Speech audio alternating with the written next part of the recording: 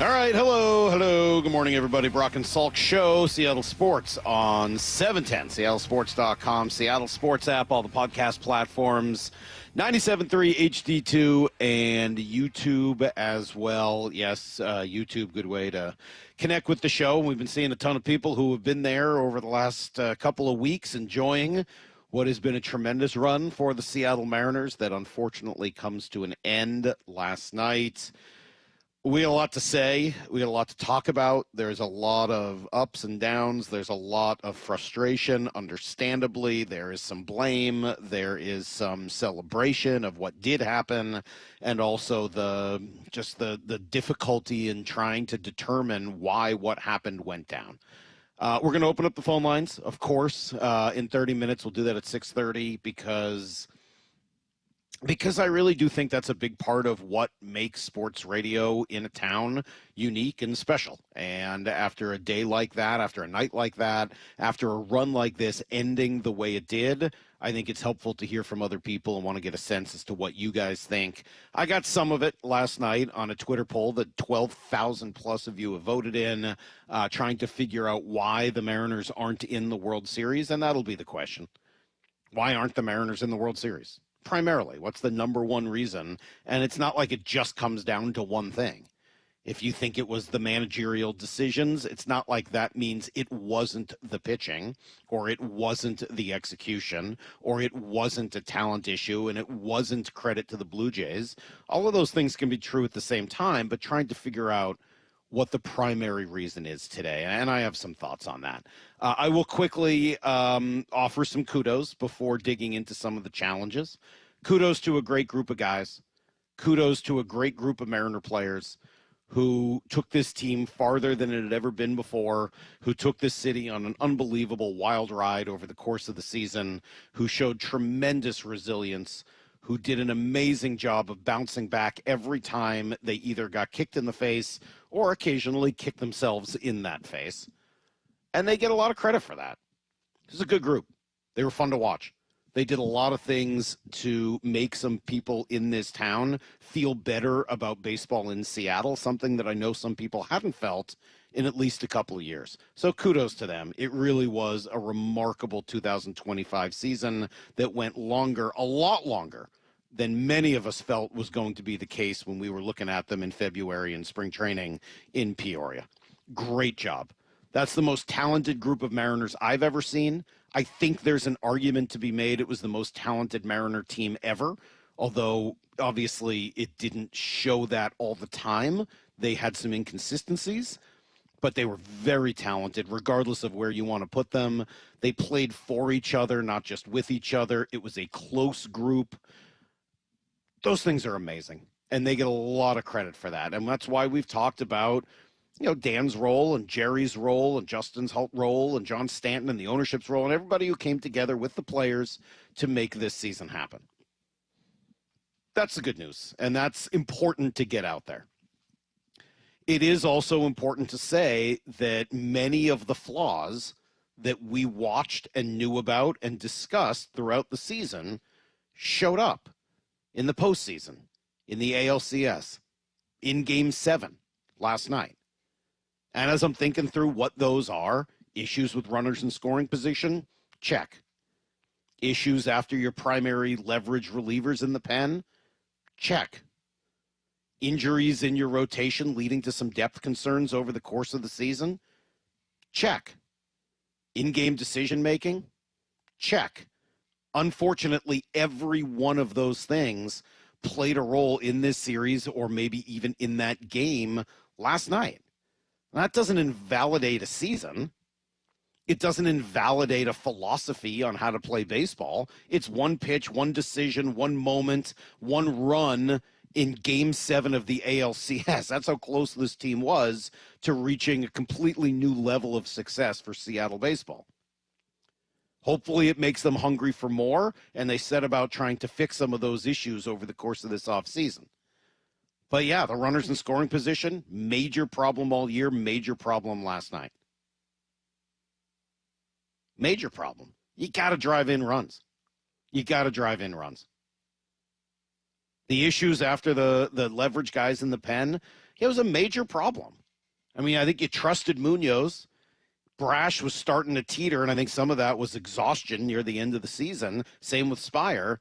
Unfortunately, Bizzardo had done such a great job in stepping into that role over the course of the year, but it was one too many times to the well for Edward Bizzardo. Injuries in the rotation. You don't think that played a role? Not having Brian Wu? Questions, I think, still about the health of Logan Gilbert and Bryce Miller. I mean, you can make an argument that everyone other than Luis had health questions at some point over the course of the year, and certainly here down the stretch. Yeah, it absolutely showed up in terms of whether or not the starting pitching could do what it needed to. And does that affect everyone else all down the line? Of course it does. Of course it does. And then you get to the in-game decision-making, and yeah, I thought it was challenging last night. I got, 3 big decisions made in the game. I would say I agreed with one of them, and the other 2 I thought were, really detrimental. And that started early in the game, by the way. The decision to bunt in the second inning with J.P. Crawford, it won't get talked about. It won't get remembered forever because of obviously everything that came after it. I'm sure Lyle was apoplectic at his house, and rightfully so. It's a terrible decision. There is no reason whatsoever for them to be bunting in the second inning of a game against an offense that has scored, 7-8 runs a game, it feels like, during the postseason, and certainly against you. Why are you bunting? And then you're bunting with your number 7 hitter, JP, to set up 2 guys who are hitting like a combined 100 in the postseason. Your 8 and 9 hitters, Leo Rivas and Victor Robles? I don't get it at all.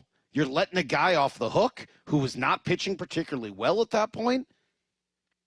JP hits a double in his next at bat. Julio hits a home run like a couple batters later, but you never get to him because of the out you gave him. I mean, you had a chance to blow the game open early, and instead you play for the bunt.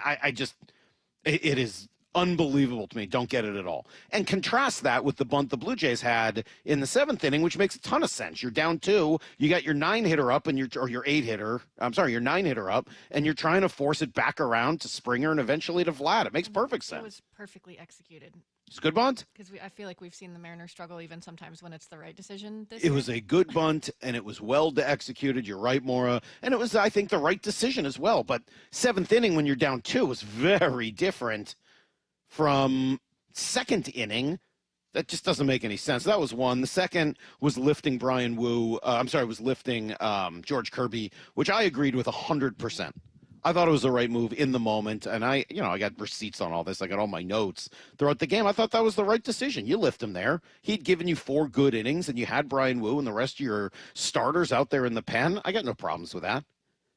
Did it end up costing you later in the game? Maybe it did. Maybe you would have been 1 inning later if you had gotten 1 more from Kirby, but I don't know. I didn't have a problem with that at all. I'd rather see George Kirby throwing 99 for 4 innings than trying to get him throwing 96, 97 for 6 innings. I don't have a problem with that at all. I thought that was postseason baseball. Postseason baseball. Did you feel like he was losing it at the end, though? Because it kind of seemed like he had gotten in a groove. I felt like it was just fine. Okay. I didn't want to wait for him to lose it. I think that we haven't seen the dominance from the starting rotation that we've come to know in the past. So I guess I think that in this case it's Game 7 more, and you got so many people ready to go.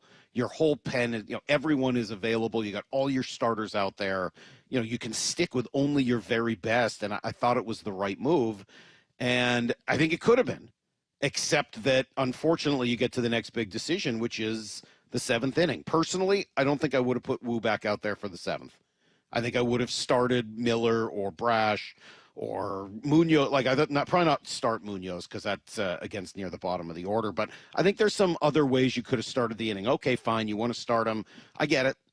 But the moment he gave up the walk, I'm probably pulling him out of the game. We'll play the sound from Dan. I know he said that he was hoping to get a ground ball, and he'd gotten a couple from Wu. He got a ground ball, but it gets through. It was hit too hard. Okay, fine. But at that point, to go to Edward Bizzardo, I'm sorry. It's a terrible decision. It just is an awful decision. It was an awful decision in the moment. It played out in an awful way.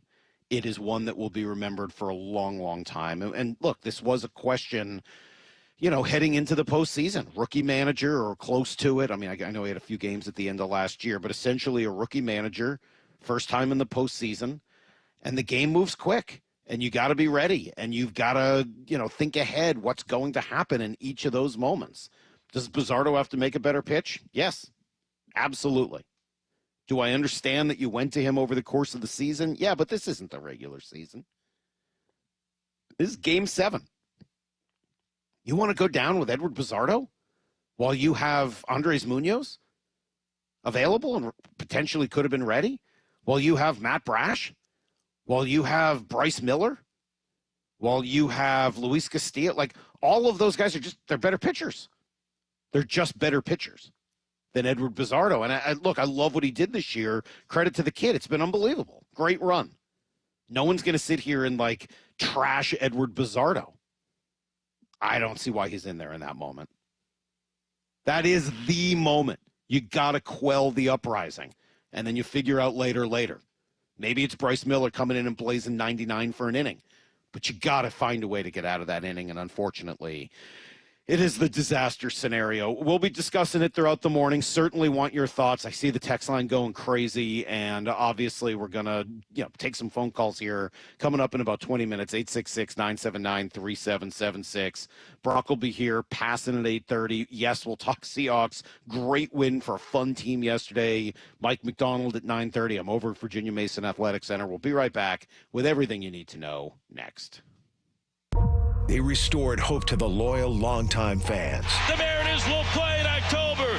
And showed a new generation what October baseball looks like. Get out the right, bread and mustard, Grandma. It is grand salami time. Hey, Eugenio Suarez. And next season, we'll hang a new banner. The Seattle Mariners are champions in the American League West. Congrats on a great run, boys, from your proud partners at Seattle Sports. This is the story of the one. As a maintenance supervisor at a manufacturing facility, he knows keeping the line up and running is a top priority. That's why he chooses Grainger. Because when a drive belt gets damaged, Grainger makes it easy to find the exact specs for the replacement product he needs. And next-day delivery helps ensure he'll have everything in place and running like clockwork. Call 1-800-GRAINGER, click Grainger.com, or just stop by. Grainger, for the ones who get it done. Help DEA keep our communities safe and healthy by participating in National Prescription Drug Take-Back Day, Saturday, October 25th. Take action right in your own home by cleaning out your medicine cabinet of unneeded medications. Keep them safe, clean them out, take them back. Find a collection site near you at DEATakeback.com. Do your part to lower overdose deaths and prevent prescription drug misuse before it starts. That's DEATakeback.com. When your reputation's on the line, you don't leave anything to chance, especially your primer. Painters trust Kills primers for a smooth start, strong adhesion, and serious stain-blocking power. Now, the full lineup is only at the one place pros rely on. Need it fast? Get same-day or next-day delivery, or order online and pick up in-store. Kills primers, exclusively at the Home Depot. If you're a pro, you know. This message comes from Viking, committed to exploring the world in comfort. Journey through the heart of Europe on an elegant Viking longship with thoughtful service, destination-focused dining, and cultural enrichment on board and on shore. With small ships that bring travelers closer to the destination, there's more time to explore. And every Viking voyage is all-inclusive, with no children and no casinos. Discover more at Viking.com. Northwest homeowners, when it comes to your roof, you need a name you can trust. Techline Roofing has proudly served the Seattle area for years, delivering exceptional results and lasting security. Choose Techline Roofing. Your trust is our foundation. Trust Techline. At O'Neill Plumbing, we've been exclusively plumbers for over 100 years. No corny mascots, no out-of-town owners. Just clean, fast, and professional plumbers out to your home fast. All rooter and all trenchless. O'Neill Plumbing. Progressive presents Employee of the Month. Small Business Edition. Today's recipient from Terry's Tiny Homes, Terry! Terry! Sure, as the only employee of her company, Terry was probably the front runner, but saving money getting personalized discounts with a commercial auto quote from Progressive, well, that gave Terry the edge. Over Terry. Terry, Terry. Keep awkwardly Terry, chanting your own name, Terry. You Terry. deserve it. Woo! Be your own Terry. See if you could save in as little as 8 minutes at ProgressiveCommercial.com. Progressive Casualty Insurance Company and affiliates. Discounts not available in all states or situations. At AT&T, we guarantee our network so you can talk college football with your BFF while taking Buster to the vet. Hey, yeah, I can't believe he ate the whole thing of chicken wings. And I can't believe we're staging a comeback. Touchdown! Yes! Staying connected matters. That's why in the rare event of a network outage, you'll automatically get a bill credit for a full day's service. For wireless downtime lasting 60 minutes or more caused by a single incident impacting 10 or more towers, must be connected to impacted tower at onset of outage. Restrictions and exclusions apply. See att.com/guarantee for full details. Want more Seahawks content? Join me, G. Scott, on The Reset. New episodes of the podcast every Monday and Thursday on YouTube or on the Seattle Sports app. Your time is money. So why are you wasting it stuck in I-5 gridlock, TSA slowdowns, and SeaTac crowds? Isn't it time to travel smarter? Seaport Airlines offers high-frequency commuter shuttle service from Seattle's Boeing Field to Portland. Park for free next to our terminals. Check in 20 minutes before your departure. Get there faster without the hassles. Seaport Airlines. It's about time. Book today at flyseaportair.com. Comcast Business can help turn your small business into a connected, secure, modern business. It's how restaurants become reliably up and running neighborhood favorites. How healthcare offices become the data-protecting caregivers that we all depend on. And how wealth management firms become cyber-securing guardians of your information. With reliable connectivity, enhanced cybersecurity, and Wi-Fi backup, your business can stay connected and get threat-ready with Comcast Business. Powering possibilities. Now through November 16th, new Comcast Business customers can get started with 150 megabit internet plus security for $59.99 a month for 12 months with a 2-year agreement. Plus, ask how to get a $500 prepaid card on a qualifying gig package. Call today. Restrictions apply. Requires enrollment in paperless billing and auto pay with bank account.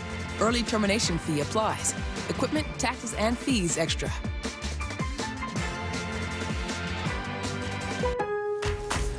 Lowe's knows pros want more. Join My Lowe's Pro Rewards for free to get $20 off your first qualifying purchase of $100 or more just for signing up. Plus, enjoy free standard shipping and more ways to save on your next job. Lowe's, we help, you save.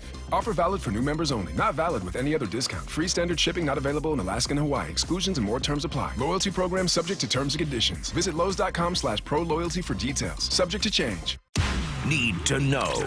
15 minutes past every hour with Brock and Salk. Here's what you need to know. Up first. Well, the Mariners were 9 outs away, up 3-1, bottom of the 7th. It all went awry. A walk, a hit, a sacrifice bunt, a pitching change, and then disaster. I'm not going to play it. I won't make you endure the George Springer 3-run shot. I know it was painful for everybody in the region, but it happened, and two innings later, all over. Julio had struck out, leaving Cal in the on-deck circle as the season comes to an end. Frustration galore, and lots of different reasons for it. Much of the focus, both nationally and locally, is on the decision to go to Bizzardo in that spot. Cut 4, Dan Wilson explains his choice. I think, like we said, Zardo's been doing it all season long and has been so consistent at it, and he's done such a good job all year. And we felt really comfortable with him out there, the way he's been throwing the ball, especially in this series, and it was a good spot for him. Well, it turned out not to be a good spot, and I think I would argue with that he's been doing it well all year. Part of this is the postseason, and Game 7, no less, with some better options available. Look, Bizzardo did a tremendous amount for this team this year. I have a lot of questions about using him in that spot. Cal, Julio, Naylor, basically the offense all night. Julio led off the game with the double, scored on a Naylor single. He and Cal both had solo home runs. That was it. And Julio did swing at 3 balls. Just brutal pitches to swing at. For the final at-bat of the game, credit to George Kirby, Brian Wu. They handled the first 6 innings. Lots of questions, of course, regarding the 7th. At the end, Toronto moving on while Seattle is headed home, and Cal Raleigh knows they didn't reach their goal. I'm super proud of these guys. It was a great team effort. Love every guy in this room, but ultimately it's... I don't think that sound is really usable. Sorry. No, it's not. He ultimately says the World Series was our objective, and they failed. And credit to Cal for saying it. Credit to him for the right tone. He's absolutely right, and also to give them a lot of kudos, a lot of congratulations. They did do a lot of great things this year. Unfortunately, just not quite enough. Here's the second thing you need to know. All right, no spoon, no love, no problem. Defense tremendous last night as they just battered C.J. Stroud and the rest of the Texans offense. Gave up just 254 yards, just 56 on the ground, 3 sacks, ton of pressure, couple of safeties. Could have had a few more picks, but they did get this one from Ernest Jones. Stroud steps up in the pocket, throws over the middle. It's intercepted.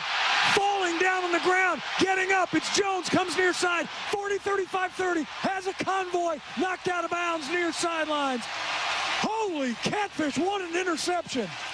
Yeah, it was a great athletic play, and honestly, they could have had a whole bunch more of those. Defense was incredible, and it wasn't just in the secondary and in the passing game. The short yardage stops were maybe my favorite part of the game. Ernest Jones himself on what they did.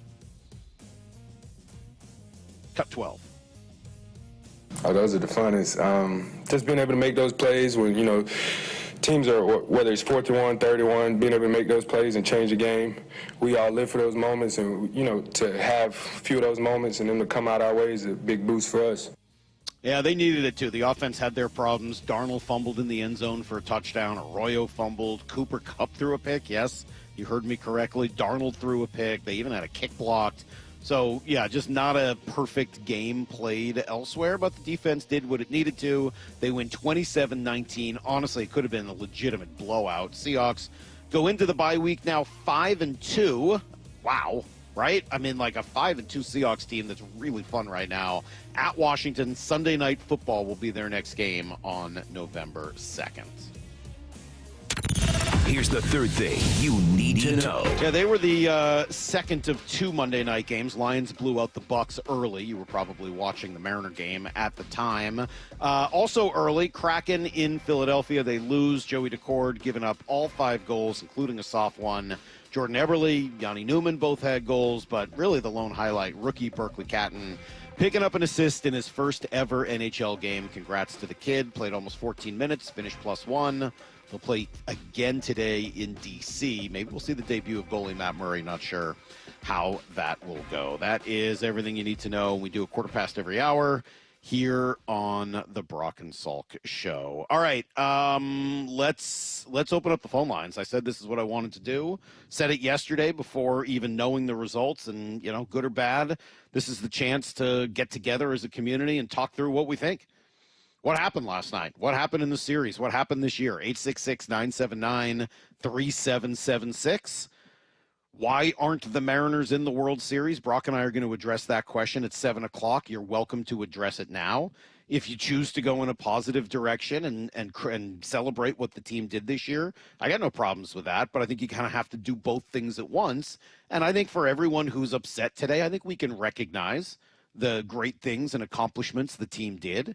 I think for everybody who just wants to immediately turn to celebrate, I think I get it, but I think you also need to, understand and criticize and try to learn from the reasons they're not farther than they are today.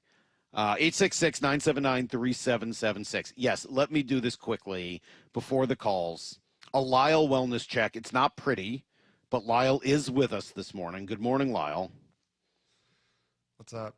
Well, the people want to hear from you. They want to make sure you're okay. Are you okay? I'm sitting here. Okay. Lyle may or may not be held captive. Can you hold up a picture of a newspaper to prove that you are alive on this date? We may need it at a Lyle. Poor kid, and I get it. I felt some of these emotions before. It's a tough way to go, man. It is very, very tough to have been up in that spot and let it all get away. So we'll take some calls. Maybe a group therapy session, 866-979-3776. We'll do it next on Brock and Salk. What a ride. The Seattle Mariners are champions in the American League West. We watch stars reach new heights. Julio, a tremendous catch slamming into the wall. The no-fly zone in full effect. We saw history. Watch it fly! Cal Raleigh, how far? Wow! Congrats on a great run, boys. From your proud partners at Seattle Sports.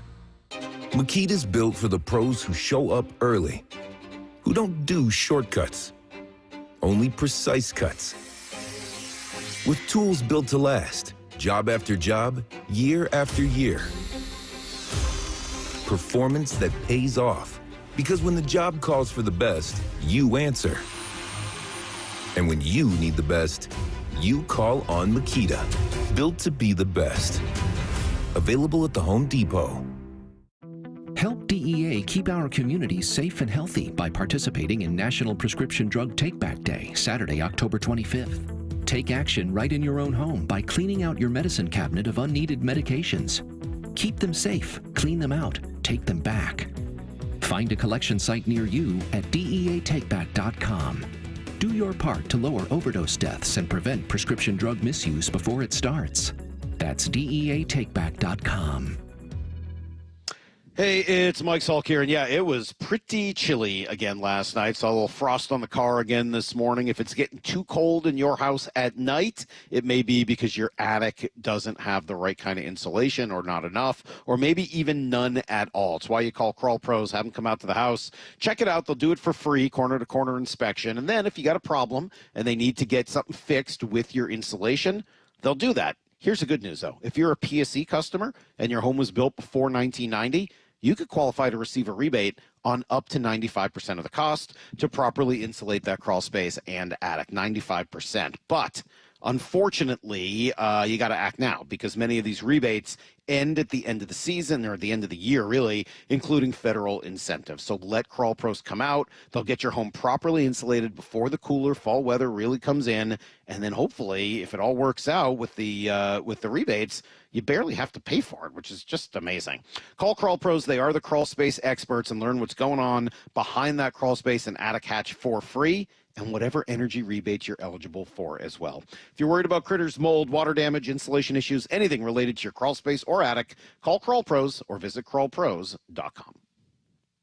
They say a full marathon is the ultimate test. For me, it's more than a race. It's a milestone I once thought impossible. Michelle Smallman here, and I'm running my very first marathon in New York City with the support of Gainbridge and Gainbridge Assists powered by Parity. Together, we're empowering girls and women through sports and education. With grants to 32 organizations in 21 states. Every step I take is for the finish line and for the next generation chasing their dreams. Here's to 26.2 miles and a future with no limits.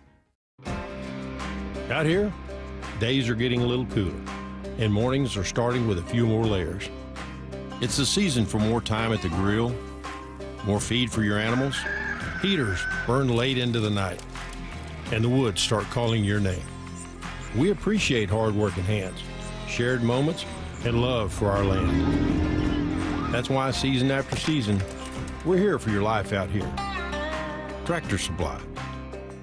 Bonneville International radio station contests are open to participants 18 years of age or older that are residents of Washington State unless otherwise specified. Employees or agents of the station, Bonneville International Corporation, other area radio stations, or any entity associated with the contests are not eligible to win unless the station otherwise specifies at its own discretion. Persons who have won in the last 60 days from a station contest or event may not be eligible. Full general contest rules are available on seattlesports.com or in person at the station during regular business hours. The home of the Seahawks, Seattle Sports. Touchdown! Seahawks! Ken Walker III! Get everything Seahawks at seattlesports.com. Cancer impacts so many families, including mine. Former Washington Husky Mario Bailey here. My mother was treated for cancer at UW Medicine. As devastating as cancer is, there is hope, because the Cancer Vaccine Institute is developing vaccines to treat and prevent the deadliest cancers. Patients who received vaccines over 20 years ago are still alive today. Please join me and make a donation to the Cancer Vaccine Institute at local Safeway stores. Learn more at uwcvi.org. Have you considered surgery or even joint replacement? Hey, it's Dave Wyman, and before you make that decision, see Dr. Mark Wagner, MD, at Seattle Sports and Regenerative Medicine. Why? Because he gives it to you straight. Dr. Wagner said my right knee needs replacement, and I appreciate his honesty and expertise. My left knee is fine right now, but the minute it isn't, I'm heading to Dr. Wagner for his expert opinion. I want to avoid another surgery, and I've heard so many patients rave about results from their 90-minute outpatient stem cell procedure with Dr. Wagner. He's a board-certified Seattle physician with over 30 years of experience and has performed more than 20,000 stem cell procedures using a person's own stem cells to regenerate cartilage in their own joints. People with severe osteoarthritis, even bone on bone, are back doing what they enjoy without pain and without surgery. Whether it's a shoulder, hip, elbow, ankle, wrist, or knee, before choosing surgery, see Dr. Mark Wagner first. Go to drmarkwagnermd.com. In today's competitive world, standing out isn't optional anymore. I'm Rusty George, and my agency helps builders, manufacturers, and material suppliers get louder and get noticed in order to bring in new customers. From effective brand strategies to websites and marketing campaigns that drive business, Rusty George is for builders just like you. No fluff, just results. You can build the future. We'll help you build your new business pipeline. Visit rustygeorge.com today. rustygeorge.com. Brock and Salk's Rewind is presented by Toyota of Kirkland and Toyota of Renton. From the Quantum Fiber Studio, you're listening to Brock and Salk. Weekdays 6 to 10. On Seattle Sports and 97.3 FM HD2. All right, 866-979-3776, the phone number for the text line, the phone number for your calls. And we'll take about 20 minutes or so of those right now before Brock comes in at 7 o'clock. And we'll discuss, look, everything. Why aren't the Mariners in the World Series? What happened over the course of this series, and especially last night, level of frustration, and also eventually where they go from here. I think I'll be writing a little bit about that tonight and thinking through the future. And there's a lot of time to do it. I'm not going to jump immediately to it because first you got to process the past, and then you start thinking about where this goes from here. So 866-979-3776. We'll start off with Chris on line one. Good morning, Chris. Hey, Mike. How are you? Good. So to me, what you said at the onset of the call is accurate. There multiple things can be true, but to me, the most glaring reason when you look over 7 games is that this team went from the 6 through 9 spots in the batting order, went 16 for 84 with 28 strikeouts and batted 190. And that's not including a Rosarena. When you throw him in there going 5 for 25 with 11 Ks, you're just not winning in October if you can't hit, if nearly half of your lineup's not hitting. Yeah, no, there's a really good case to be made there, and those guys didn't hit. I'm glad. I like the way you phrased it, that you didn't say those guys aren't good, and that you said they didn't hit. And I would agree with you. I did a little research because I've heard this argument a bunch of times. Oh, the Blue Jays they had a better 7, 8, 9 than the Mariners did, and that's why they were able to, get the offense going throughout the year. So I thought I would just look at it this morning just to see how accurate that is. And as it turns out, it's not that accurate. I mean, if you look at the regular season, which is, the best glimpse into the numbers of what these guys did, guess what? The Mariners 7, 8, 9 hitters, the 3 guys, I'm talking about J.P. Crawford, Leo Rivas, and Dominic Canzone, they had better numbers than Toronto's did. Bottom 3 in the Toronto order by OPS plus, 95, 105, and 66. Mariners, 142, 113, and 111. I mean, the Mariners had quote-unquote better hitters in that spot.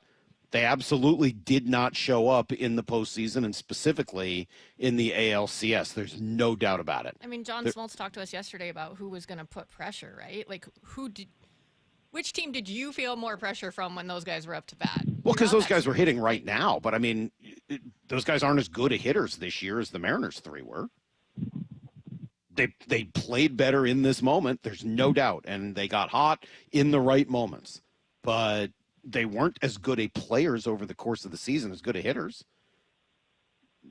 J.P. Crawford at 111 had a higher OPS plus than any of the 3 guys in the Toronto order. And that's before you get to Canzone. Remember, Canzone had a great year. He looked totally lost in the postseason. I don't know why, but he did have a great season. Yeah, I totally agree with the caller there. Guys didn't hit. Those 3 guys, 4 if you want to include Robles, they didn't show up. Didn't show up for the series. 866-979-3776, and the Blue Jays guys did. Absolutely. Justin is in Lacey on line 2. Good morning, Justin. Hey, good morning. And like you said, I think we'll celebrate it later, but watching Canzone and Robles just up there struggling on every single pitch, and then at the very last bats of the game, we can't have a .77, a .95 hitter, being in there when we have Julio and Cal that could come up. And I just think watching them have uncompetitive bat after bat, you got to try something else there. It's just frustrating. Yeah, it is. It is frustrating. But what are you supposed to do? Those guys. I mean, it's sort of a similar situation to what the Blue Jays had, right? You had a veteran in JP. They got a veteran in Jimenez. You've got a couple of young guys that came through your system, right? In Rivas and Canzone, who had a lot of success. They have sort of the same thing with Barger and with Clement. Like, it's sort of the same idea. Your guys were better hitters during the regular season. They didn't show up in the postseason. They didn't show up in that moment. I mean, we can look at it now and say, hey, should have always known. Dominic Canzone's always been a 4A player. But that guy was unbelievable this year and a really good part of the reason why they were where they were. You're right. I couldn't agree more. I think you're right. I think they all season, it's just when you have those big moments, man, you got to mix it up or something because it just was hard to watch. I get it. I appreciate the phone call, Justin. I don't know what you're supposed to do to change it up. You're not going to go with the guys who brought you there. There's somebody else you're supposed to bring in that moment. I understand the frustration. I'm not trying to argue with it at all. I get it. I watch the same thing, and I'm equally as frustrated watching, as you said, the non-competitive at-bats. I didn't think there was anybody else they should have turned to. It's not like there was somebody sitting on the bench where I'm like, oh, if only they had gone to this guy there. There wasn't anyone. Those were the guys that hit during the regular season. You needed them to come through in the post, and they didn't do it. 866-979-3776. Let me go to Dylan in Everett. Good morning, Dylan. Good morning, man. How you doing? Good. Let's just be honest. We're Mariners. This is what the Mariners do, just as a franchise. They just don't seem to do enough to actually do anything significant. You don't think they did anything significant this year? They did. I mean, Naylor's awesome. Gino's awesome. But let's be real. The bottom of our lineup just isn't enough to compete against the Blue Jays, the Yankees, the Dodgers. I mean, it's just been tough watching this team put together lineups that just don't seem to have any power in the end of the lineup. No, that's it. You're right. They didn't have any power. Look, I appreciate the call, Dylan. I got to disagree with you strongly. I really do. I'm sorry. I really – and, hey, you're the third person to have said it now this morning, so obviously I may be in the minority. I really don't see this as an issue of not putting together enough talent on the roster. Certainly not in the 7, 8, 9 spots, and certainly not compared to the Blue Jays. The Mariners had guys who were better hitters this year than the 3 guys the Blue Jays had. It didn't show it over the course of these 7 games. I'm not blind. We all watched what we just watched. And obviously, Barger and Clement and Jimenez played a huge role in the series. And I think Barger can be a really good player, man. I really like the way that guy plays baseball. But I don't know that I can look at the Mariners 7, 8, 9, who had better numbers all year long than those 3 guys, and say they lost because they weren't talented enough at the bottom. Those guys didn't hit. They didn't show up. I don't know why. I mean, I don't know if that's timing. I don't know if their true colors came out. I don't have an answer for you on that. But to look at it and say, oh, well, they just didn't do enough at the bottom of the lineup. I mean, they did more than the Blue Jays did at the bottom of the lineup, and the Blue Jays guys played better in the big moment. 866-979-3776. Let me go to Curtis in Tulalip. Good morning, Curtis. Hey, good morning. What's up? Not much. I just wanted to reflect on the loss last night. They did such good job all season to get where they're at. And when it came down to it, to getting the runners in from second and third, or even bases loaded, too many double plays. And it's just, like you said, we'll celebrate it, but I just hope they're back next year, and I hope they don't fade away because they got a really good team right now. Yeah, and that's a good point, Curtis. Thank you for the phone call. That'll clear a line. We'll see if we can get somebody else back up there, 866-979-3776. Those are good points. You don't take anything for granted in this game. Sometimes you think you're on the verge of dynasty and getting there year after year and things fall apart. But, yeah, it is a good nucleus. Most of it is young. You got decisions to make, obviously, with Naylor and with Polanco and with Gino. I think there's probably some other guys that you'll have to have a conversation about. J.P. Crawford's going to be on that list. What do you want to do in right field with Canzone and Robles, neither of whom showed up for the postseason after having, varying levels of success in the outfield over the course of the year? You got some real decisions to make. There's no doubt about it. J.P. Crawford's probably another one. But that's for tomorrow. That's for down the road. Today is still looking back. 866-979-3776. Let me go back to line 1 and take Jordan in Fort Worth. Good morning, Jordan. Good morning, Mike. Thanks for taking my call. You got it. I think that I wouldn't have brought Wu back out for the 7th. I think I would have gone with Spire or with Munoz there and just rolled the cards and see where they went.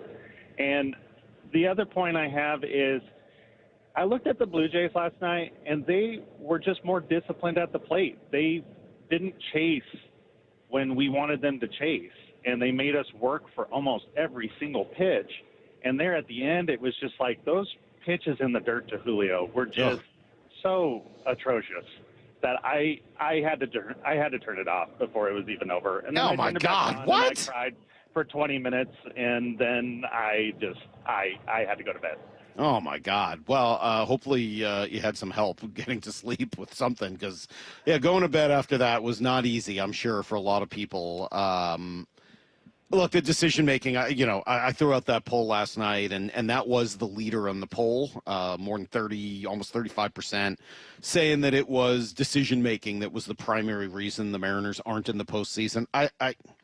Look, there's a piece of all of those things. I do think that of the, how many games did the Mariners lose? 6 in the postseason? Of the 6 games they lost, I think I can point to decision-making as being a major factor in 4 of them.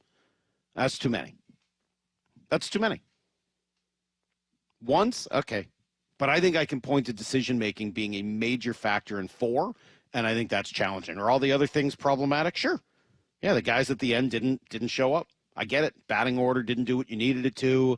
After the star players, the rest of the group did not come through the way you needed them to. Pitching got tired. All kinds of problems. But I did see, that's probably where I would have voted. I do think that, 4 real big question marks in decision-making in 4 of the 6 losses, that one's going to be hard for me. 866-979-3776. Go to Jordan, Hood Canal. Good morning, Jordan. Line 2. Sorry. Good morning, Jordan. Hey, Salk. Thanks for taking my call. Hey, it was a blast watching the guys compete, and I would have liked to have seen our starting pitching be able to neutralize their bats a little bit better. Overall, Bryce Miller was incredible, but watching Castillo and those guys, I'd hoped that they would be able to do a little bit, get into the 6th inning a little more consistently, and there's some mistakes on the base paths, and just in general, I think we didn't look as sharp start to finish. But like last night, we were really aggressive with Vladdy. We went fastball, middle to him. And I was glad that it wasn't in the seats. And I was like, hey guys, I appreciate that we trust our stuff, but we got to pitch around some guys. Then Springer to come up there and to be a 1-0 fastball from Luzardo, I was like, that's kind of a throwaway pitch. Like, don't let that guy beat you. We've been pitching high and into him on purpose the whole time. I'm like, neutralize him. That's great. But, like, we can't let those guys get us. So, great points. I don't know about getting into the 6th or through the 6th, but I'm with you. The starting pitching was obvious. Look, that's what this team was built on, and it did not deliver the way you expected it to over the course of the postseason. I'm going to guess injuries played a role in it. I don't know that Bryce Miller or obviously Brian Wu or even Logan Gilbert are totally healthy, and I'm sure we'll probably find out some of the details on that over the next couple of days, maybe weeks. I will also say, you didn't bring it up, but you came near it, so I'll just touch on it. The idea that they should have walked Springer intentionally, I'm going to disagree very strongly with that one. I do not see that. So just to remind everyone of the situation, you got second and third, one out, Springer up. If you walk him intentionally, I get it. You're trying to set up a double play. But as you've seen, major league teams, and certainly the Mariners, don't even play a double play depth in that situation. They always seem to end up bringing the infield in. So you're really relying on almost a miracle double play. And if you don't get it, guess what? Now you got to face Vlad. So as bad as it is facing Springer with two on, I'd rather do that with a base open so that I could try to make good quality pitches to him rather than guaranteeing that he's on first base and needing a double play to avoid facing Vlad with the bases loaded. No thanks. I don't want any part of Vlad with the bases loaded. Obviously, the way it worked out, it didn't work. But I think in terms of decision-making, I thought that was the right thing. I don't know if the execution went the way that it should have. 866-979-3776. Let me go down to line 5, go to Toes in Seattle. Good morning. Good morning. I joined a little late, and I wanted to do a Lyle wellness check. Is he doing all right there? He's not. No, he's here. He spoke earlier, barely. He's not in good shape. I saw the shower scene. I was a little bit perturbed, so I wasn't, just want to check on him and stuff. I just want to give the boys flowers. I thought that it was a great season, and they fought. They just looked gassed. I think a lot of that 15-inning game against the Tigers really took out a lot of that pitching staff. I know Bryce was fresh, and it showed, and he did real well. But like the pen, I don't think we could count on guys like Ferguson and stuff that we picked up. And I thought that would have went better. And then I just had a question for you guys. I felt like I watched a lot of games, but it didn't seem like they had ever seen a splitter or a cutter before, and they were swinging right through those. And I was just like, the batting order was just confounding. So I don't know. Did you guys notice that? Was this? I mean, I know they're in the playoffs and whatnot. And well, I don't know if you heard. I appreciate the phone call, Toes. I mean, I don't know if you heard John Smoltz mention it all over the last few days. He really believes they're a swing and miss team, and he said it over and over and over and over and over and over again. He was very certain that they are a swing and miss team, and he's right. They're a 3 true outcome team, no matter what they did in their philosophical changes with Edgar Martinez and Kevin Seitzer, and they got better at putting the ball in play in some big times and some big moments. And at their core, the Mariners are a team that walks, strikes out, and hits home runs. It's who they are. It's who the players are. It's kind of who they've been. It's their strength. It's their superpower. And it worked really well this year. They scored a ton of runs. Right? I mean, they scored a lot of runs, and they had a 3-1 lead in the 7th inning with 8 outs left to go in the ALCS with a chance to go face the Dodgers. I'm not going to look at this and say it was a philosophical problem. You're telling me that philosophy failed because the pitching gave up 3 runs in the last 3 innings of a game you're leading in the postseason, Game 7? I don't see it that way. I thought their philosophy worked very well. Once again this year, they scored a lot of runs. The offense was not the problem. It wasn't perfect, but a team built on its pitching staff, to have that pitching staff falter the way it did in the postseason, and then some of the decision-making that went around with it, I'm sorry. I can't go there. I can't do that. 866-979-3776. We'll go to line 6, talk to Tammy. Good morning, Tammy. Hey, good morning. Thanks for taking me and my brother's call. Appreciate it. Love to all of the Mariners and the staff. Thanks for the ride. I just wanted to, I can't quote stats or anything like that because I'm just learning the sports from my brother. But my question that I always been asking my brother is, what do you think the coaching staff has to say about this, whether it's pitching or any other? Yeah, let me just jump in, Tammy. Appreciate the call, and thanks for jumping in this morning. I guess I would say it's baseball, and the coaching staff just doesn't play the same kind of role as it does in other sports. And I've been pretty steady about this one. I don't offer a tremendous amount of praise to hitting coaches when things are going well, and I don't offer a lot of blame to them when things aren't going well. I just think there's only so much they can do, and players have their own personal hitting coaches to work on all of that. They're translating information to the players. By all accounts, they did a good job of that this year. So, the guys didn't get it done in big moments. To me, that's an execution issue, not a coaching one. 866-979-3776. Let me go to Eric, who is in Florida. Good morning, Eric. Good morning, Mike. Obviously gutted, heartbroken, disappointed, and a lot of blame for me goes to Dan. More than one single decision for me what really disappointed me about Dan in the ALCS specifically was you're up 2-0 on the road and you get punched in the mouth in game 3. That's fine. That happens. But the response just wasn't there in games 4. 5 was teetering, the 8th inning saved us. Thankfully, props to them, but just not a response in game 4, in game 6. And Dan, that's supposed to be his strength, right? The culture, kind of getting the guys loose and ready to go. And there was just too many moments in this series where, contrast that with against Detroit, I felt like they felt confident. They felt they were the better team. There were moments where it looked like to me they didn't feel that they were better. They didn't have that confidence. They were chasing. And fittingly, look at how it ended yesterday with Julio. Unfortunately, after a great series, and I love the guy, but, Cal's on deck. You cannot swing at a ball a foot off of the plate, And to me, just more than even a single decision, just, what is supposed to be Dan's strength, getting the guys to be in the right mode. I didn't see that.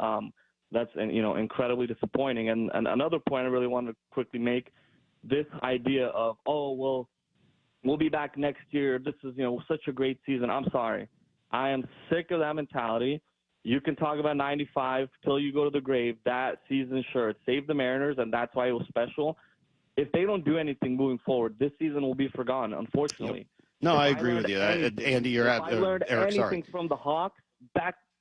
Yeah, good. No, you're right. I don't mean to joke. I just want to see if I can get another call or two in before we got a break. Look, I'm with you on all of that. And I actually, you point to Julio's at bat. I would point to the at bat from Leo Rivas right before it, squaring to bunt in that spot tells me you're afraid of trying to get a hit. I'm sorry, especially with the third baseman not like it's if the third baseman was back, way back, and you see an opportunity, he wasn't. He was in. You're trying to bunt to get on in that spot? No. I didn't like that at all. That, to me, showed some level of I don't feel like I'm good enough. And in that moment, you can't have that mentality. I think it's a really good call, Eric. Thank you. 866-979-3776. Let me try Tim in Everett on line 3. Tim, probably give you the last word here. Good morning. Hey, Salk, how you doing, brother? Been better. I think everybody has. I love your astute knowledge of baseball, period. As a Mariner employee and a guy whose heart is broken, Bizzardo got us where we were this year. There was the right time to use him. I agree with a lot of what you say about decisions and what Dan Wilson should and shouldn't have done. But, God, what a great ride. And I also agree with the last caller. This about next year thing, yeah, man, it's now. Well, there's no doubt, and appreciate the call, and thank you for jumping in, and thanks everybody for lighting up the phone lines this morning. I'm sure we're not done with some of these debates. It's good to hear kind of where people are at. It's a frustrating day. It is a frustrating day. This team put themselves right on the verge. In my mind, it was not a lack of talent. I thought they had enough talent to beat the Blue Jays. There were guys that didn't show up for the series. We'll find out whether or not injuries played a role in some of that. There were decisions made that I think did not put the team in the best place or the best position to win. I thought that happened throughout the postseason. We can talk through, and maybe there are some reasons for that as well. We don't know who was available, whose arm was hurting, and that all that information will come out later if it ever comes out at all. But at the end of the day, I think you guys are right. They fell short. It's a great season with some level of hope and promise, and they got a lot of good young players with more coming. But if they don't find a way to take it to the next level, yeah, it will eventually be forgotten. So what you do next is going to be incredibly important, and we got a whole off season to talk about it. All right, the question we've asked and tried to answer, why aren't the Mariners in the World Series today? Brock is in. We'll discuss next on Brock and Salk. Be the first to hear from Seahawks head coach Mike Macdonald the morning after every game on the Mike Macdonald Show. Good morning, Coach. How are you? This thing on? On and ready for you. The morning after every Seahawks game at 9:30 with Brock and Salk. Being in front of the 12s is going to be a lot of fun. Trying to bring everybody together so we can push in the same direction. Get the podcast on the Seattle Sports app and seattlesports.com. It's the Mike Macdonald Show, only on Seattle Sports, the home of the Seahawks. Let's go! You're still glowing, flirting, grooving. You've still got it. But your immune system weakens as you age, making it harder to fight flu, pneumococcal pneumonia, RSV, and COVID-19. Vaccines are a key part of any health routine and help strengthen your immune response. Ask your doctor or pharmacist which vaccines you need. Schedule in minutes at vaxassist.com. Sponsored by Pfizer. Help DEA keep our communities safe and healthy by participating in National Prescription Drug Take-Back Day, Saturday, October 25th. Take action right in your own home by cleaning out your medicine cabinet of unneeded medications. Keep them safe, clean them out, take them back. Find a collection site near you at DEATakeback.com. Do your part to lower overdose deaths and prevent prescription drug misuse before it starts. That's DEATakeback.com. What if you had the smartest Wi-Fi? If you did, it'd be Xfinity, of course, and it'd come with their best state-of-the-art equipment. It would boost speeds to the devices that needed them most, prioritizing your most important connections, whether you were streaming, gaming, or gaming while pretending to work. And it would let you stream 4. That's right, 4 games on one screen. It would even power your mobile connection so you could bring faster, secure Wi-Fi speeds with you where you use it most. It would be proactive and fix problems before you knew you had them. Impressive, right? And it would have security features that protect you from threats at home and online. Kinda like a force field for your life. If you had the smartest Wi-Fi, well, everything would work together seamlessly to keep you connected, no matter what. Xfinity. Imagine that. Restrictions apply. I saw her texting, coming up to a stop sign, and so I saw the accident coming, and she T-boned us. In the blink of an eye, Crystal's life changed when she suffered a severe spinal injury. The pain was something I had never experienced before in my neck. I got massage therapy. I saw a chiropractor. I was prescribed muscle relaxers so I could sleep. I got depressed. Nothing was relieving the pain. Drugs, sleepless nights, and depression. Sound familiar? I'm Dr. Mark Shelley, a chiropractic physician and board-certified functional neurologist. At Sound Pain Solutions, our treatments include high-dose laser combined with spinal decompression and other comprehensive therapies to rehabilitate damaged discs.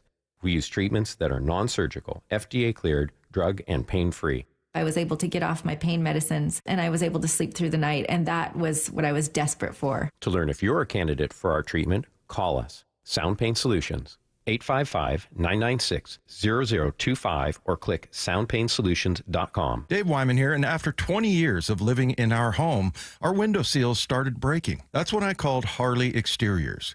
They're huge fans of our teams and regular listeners at the station, but what really sold me was their Olympic Series windows, built right here in Washington, designed for Pacific Northwest homes and climate. That means cooler in the summer, warmer in the winter. They're beautiful windows that last up to 60 years, and they'll help with noise, too. Harley Exteriors knows you've been spending a ton on playoff tickets, so they have a special deal for Seattle sports listeners. No interest and no payments for an entire year. Also, buy one window and get the second one 40% off. And take another $200 off your entire project. They're the friendliest team and so easy to work with. You call the number and the person on the other line asks, "How can I make you smile today?" Just give them a ring and tell them you heard our ad. Call 833-HARLEY. That's 833-HARLEY, or go to harleyexteriors.com. Progressive presents Employee of the Month. Small Business Edition. Today's recipient from Terry's Tiny Homes, Terry! Sure, as the only employee of her company, Terry was probably the front runner, but saving money getting personalized discounts with a commercial auto quote from Progressive, well, that gave Terry the edge. Over Terry. Terry! Keep awkwardly chanting your own name, Terry. You deserve it. Woo! Be your own Terry. See if you could save in as little as 8 minutes at ProgressiveCommercial.com. Progressive Casualty Insurance Company and Affiliates. Discounts not available in all states or situations. At AT&T, we guarantee our network so you can talk college football with your BFF while taking Buster to the vet. Hey, yeah, I can't believe he ate the whole thing of chicken wings. And I can't believe we're staging a comeback. Touchdown! Yes! Yes! Staying connected matters. That's why in the rare event of a network outage, you'll automatically get a bill credit for a full day's service. For wireless downtime lasting 60 minutes or more caused by a single incident impacting 10 or more towers, must be connected to impacted tower at onset of outage. Restrictions and exclusions apply. See att.com/guarantee for full details. This hour of the Brock and Salk Show is powered by Star Rentals, preferred supplier to the West's best contractors. Get it freaking out! From the Quantum Fiber Studio, this is Brock and Salk on Seattle Sports. I don't read the internet, guys. Take the bull by the hands. And Brooke, you are. And Brooke, you are. Now here are your hosts, Brock Eward and Mike Salk.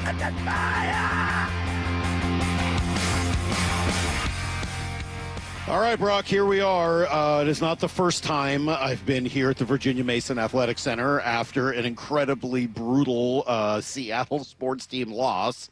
Does it feel the same as the Super Bowl? No, there's a lot of differences, but it is another moment of first having to look back at what happened before you can start to move forward, and that's what we'll do today. Ask the people last night, talk through it here over the last hour. I'll ask you, and then I'll give some of my answers. Yeah. Why aren't the Mariners in the World Series today, Brock? Oh, because your best wasn't good enough. Their best was better than your best ultimately through 7 games. And in that moment, in these games, and they said it throughout with John Smoltz with us yesterday, throughout the game yesterday, he and Joe talking about it, of just legacies are built, memories are made on this kind of stage because the microscope on every pitch, on every swing. And credit to George Springer, one of the most clutch performers in the postseason. I know there was playoff Randy, there's playoff that guy, and he sprung at the biggest moment of the game. And I wouldn't even say that was a terrible pitch by Bizzardo. It was middle in, and he did damage and ended the game seemingly with one swing, because after that it was very little offense and very little response, and the Blue Jays move on to the World Series. Yeah, it did feel like they were pretty shell-shocked in that moment and just, not really able to gather themselves to try to mount one last little gasp to get it done. Yeah, I don't know. I appreciate it. There's no wrong answers, obviously, really, today. Everyone's got their thought. I don't know that my mind goes there. I mean, your best hit 2 home runs in that game. Your best was the reason you had a 3-1 lead with 9 outs left to go. I don't know whether I look at it and say their best is better than your best. They came up in a more advantageous position, obviously. Yeah. But that wasn't because of them. That was because of the guys at the bottom of the order getting on in that moment and kind of forcing the issue. I do feel like the Mariners were talented enough to make the World Series. And watching them go, 6 games and 6 innings away from being in the World Series tells me that's not a talent concern. You had enough talent to get there. The bottom of the order didn't get it done over the course of the last 7 games. There's no doubt. And there's a conversation about what you want to do next. But you had enough talent. You had enough talent to make the World Series. Did you wear down? Maybe. It did kind of feel like the pitching did, and there were definitely some injuries in the starting rotation that play a role. Starters had a 6+ ERA in the ALCS. For a team built on starting pitching, obviously that's not who you are, and trying to overcome that was always going to be a challenge. Decision-making, yeah, I think it was a significant part of it, Brock. Major questions in 4 of their 6 postseason losses. And I do think that's a conversation. We can go back, and some of the moves last night, we'll go in depth on that at 7:30. But I do think that the way they handled the 7th inning was not the most advantageous way to put your team in a position to win. I think there were 3 or 4 other ways you could have done that better than the way you did. And I think that does play a role in a bunch of the games they lost here in the postseason. Philosophy? That's another one that's going to come up, and you and I are probably going to differ. Certainly John Smoltz and I are going to differ. He made it pretty clear last night how he feels about the Mariner philosophy. But does winning a series by 1 run in Game 7 tell you that a philosophy is broken? Yeah, I don't think it does, but I know that there's an argument here. I'm glad your poll isn't like 90% decision-making or 90% talent. I mean, it's all got a piece of it when you're that stinking close.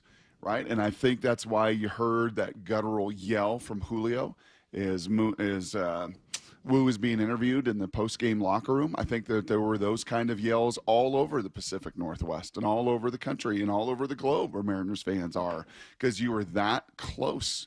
You were not that far away from being in this World Series, obviously. And now, the matchup with the Dodgers would have been probably a little different animal than some of the teams in the American League. But that's a story for a different day and a conversation for a different day. But you were that stinking close. 9 outs away. Not 3, not 1. There have been more painful situations, trust me, in ALCSs across all sorts of different markets. But yeah, you were really 8 outs away until that one swing that just seemed to do so much damage. Well, and I think that's why, for me, it's hard to look at like these big picture ones and say that that's the problem with roster construction. Does roster construction, is that what played a role in the last 3 innings of the game? If you want to say they didn't have enough pitching, okay, I guess maybe in that case you could say yes. Yeah. Right? Maybe you just didn't have enough pitching. There weren't enough good pitchers. But with Bryce Miller, Luis Castillo, Matt Brash, and Andres Munoz all sitting in your pen at that point, I don't know whether I can point at it and say, no, they just didn't have enough good pitchers to use. They had 4 pitchers that I would consider to be better options than Bizzardo in that spot. And so I don't know that I can point to roster construction as being the reason they're not in the World Series. Philosophy, again, I know John Smoltz is adamant that you've got to make contact. If it's not for a home run by the Blue Jays, then all of their contact would have gone for naught. So I'm not buying all of those things. I do think it is a compelling number, though. I mean, the fact that Toronto, through their 2 series, struck out 64 times and you struck out 129 times. Yep. That's not a little number. That is a statistically significant number where they don't have to, right? And that's always my thought with this. And I think those in that philosophy, and certainly Detroit felt that way when they finished losing to the Mariners series. I listened to their GM and I listened to AJ say, we just have to pressurize our opponent. And it felt over the course of 7 games, and obviously came to a conclusion last night. But it did feel like through maybe not the first couple, right? Certainly not the first one where Bryce controlled that game and you went in their house and you shut him down. But really through the final 5 games, it felt like they imposed their style. They imposed their pressure on you more than you did on them. Yeah, it's funny. I don't. You don't feel that way? No, because if you win the game yesterday, which you were 8 outs away from doing, we're not having that conversation at all. Right? Possibly. We're not having any of that conversation. We said the Mariners are going to the World Series and everything they're doing is working. Absolutely. You're not going to dig into any of that. Absolutely. You're going to be celebratory. Oh, my gosh, they made this happen. Oh, my gosh, they closed it out. Oh, my gosh, their pitching was awesome, and the couple solo home runs were the difference. But they didn't. And that leadoff walk, and then the next hit, much like you gave the guys credit on the 3-runner, the grand slam, like you got to give credit to the leadoff walk in the 7th, which was an enormous play. And then the single that followed it, with the bottom guy in their order, was an enormous play. That wasn't a solo home run, right? That wasn't even a 2-run home run. Those guys set the table for that moment to unfortunately happen for Toronto. No doubt about it, Brock, and a lot of frustrations that come out of it. It's awful. It's just awful. I guess I'm not disagreeing with all that. I mean, clearly, you see what happened over the course, and the Blue Jays have the highest average in the postseason. But is Vlad a human, by the way? Vlad? Yeah, is he human? Might not be. And I know Wu struck him out, and that was unbelievable. And what it took to strike him out, 9 pitches, and him fighting off, nasty after nasty. I mean, it was. Just to try to get that guy out is just and that's kind of, and he's kind of the face of what they do. And obviously their bottom of the order, Salk, was on a different planet. They've not been that good over the course of the year. They've been not those kind of players, but they were in this one. And they were in this series. I mean, they set the table a bunch. And unfortunately, we have moments and opportunities. And that's why, honestly, I think Julio screams and yells because there was opportunities yesterday. Right? There really plenty of them. I mean, you gave one away by bunting in the 2nd inning. I don't know what possible reason there was for that, but there were. It's cool to point out the strikeouts, 129 to 64 in the postseason, Mariners to Blue Jays. I hope when you do, you'll also point out the walks, 48-33. Like, there is a philosophy that will allow you to strike out more by also taking a lot more walks and also hitting some home runs. Guess what the Blue Jays also have done this season, in the postseason? They've hit 20 home runs in one fewer game, including the 3-run shot from George Springer. Power matters. Yes, I get it. You don't like strikeouts. You're not the only one. A lot of people out there agree with you. I don't think that those strikeouts were the problem. I really don't. I think that you got to take your walks. They took a lot of them. You got to hit your home runs, and you got to pitch better in the big moments than they did. We got a lot more to discuss over the course of the morning. Jeff Passan coming up at 8:30. Mike Macdonald after a very interesting Seahawks win at 9:30. We'll be right back on Brock and Salk. It's the Hawks Player Spotlight. Tight end A.J. Barner is with us. How are you, man? Doing well. Good to be on here. Brought to you by Three Tree Roofing. The rookie on this O-line, Gray Zabel, is with us. Sam is an elite quarterback. Going deep with a different Hawks player every day at 3:30 with Wyman and Bob on Seattle Sports. Every time he walks into the huddle, we know we got a chance for a big play. Nick Emanwari is with us. I felt good officially going into the game. Catch up on every Hawks Spotlight on Seattle Sports on YouTube and the Seattle Sports app. I don't know what you all do after a tough game, a heartbreaking loss, and certainly we suffered that last night in our baseball community. Maybe you like to clean, maybe you like to get organized, maybe, I don't know, maybe this is the Tuesday that you hear me talk about First Mark Insurance and you take the First Mark Insurance Challenge. You're just tired of assuming, you're tired of wondering if you're getting the right price. You're wondering also why your premiums are going up and do I even have what I need covered? Well, if you're in any of those boats, you do need to do what Molly and I did, what many of my family and friends have done, and that's take the First Mark Insurance Challenge. Here's how it works. They will analyze your current coverage, making sure you're not overpaying for the wrong coverage. Then, unlike you and me, they go to the market. Dozens of major carriers they work with to find you the best fit. That is it. There's no stress. There's no confusion. And did I mention it's totally free? Think of it this way. They're your teammate, right in the middle of the lineup doing damage for the last 30 years, in fact, successfully managing the complicated world of insurance for you. So please don't wait a day longer. Take the First Mark Challenge, and you might be the next First Mark Challenge victory. Just go to firstmarkinsurance.com, firstmarkinsurance.com, your teammate that goes to work for you. At O'Neill Plumbing, we don't just promise to get the job done, we back it up. No travel charge, no show-up fee, no overinflated pricing, and no out-of-town owners. Just clean, fast, and professional each and every day. O'Neill Plumbing. Lowe's knows pros want more. Join My Lowe's Pro Rewards for free to get $20 off your first qualifying purchase of $100 or more just for signing up. Plus, enjoy free standard shipping and more ways to save on your next job. Lowe's, we help, you save. Offer valid for new members only. Not valid with any other discount. Free standard shipping not available in Alaska and Hawaii. Exclusions and more terms apply. Loyalty program subject to terms and conditions. Visit Lowe's.com/pro-loyalty for details. Subject to change. When it comes to the security of your business, doubts can creep in about who you're trusting to protect it. At Bay Alarm, we got you. For nearly 80 years, we've been putting our customers' minds at ease with our advanced technology and personalized support. Feeling insecure about your current security service? Visit bayalarm.com today. The LJ way is. You look at stuff like this and it's like, I don't want to come into an industry and work on a place that is going to compromise how I feel about myself. I get to go to work every day with good people and I get to enjoy what I do because I'm out there just trying to do right by people I care about, which is our community. We're going to see them at the grocery store. I'm going to see them at the sports tournaments. Two friends of our daughters came in last night just on the lot, didn't know I was there, and it was cool because you got to take them through and they're going to buy a car for their first driver and a car for their kid going to school soon. These are the people that you're going to work with, and so you better make sure that your laundry's clean. I don't think Lee Johnson specifically, right, Speedway Chevrolet, where I'm at, I don't think they've ever had a problem with the community of being able to stand up and look them in the eye and know that they did their job well. The LJ way is the Lee Johnson Auto family. You've heard the saying, you never get a second chance to make a first impression. Since 1926, my family's been helping local businesses make great first, second, and long-term impressions. We know how to make your company look good with quality uniforms, logoed apparel, floor mats, linens, and more. If you're paying for linen service or doing it yourself, let's have the conversation. The information and quote are free, but the savings and service can really add up. Visit suplinen.com. Superior Linen Service. It's what we do.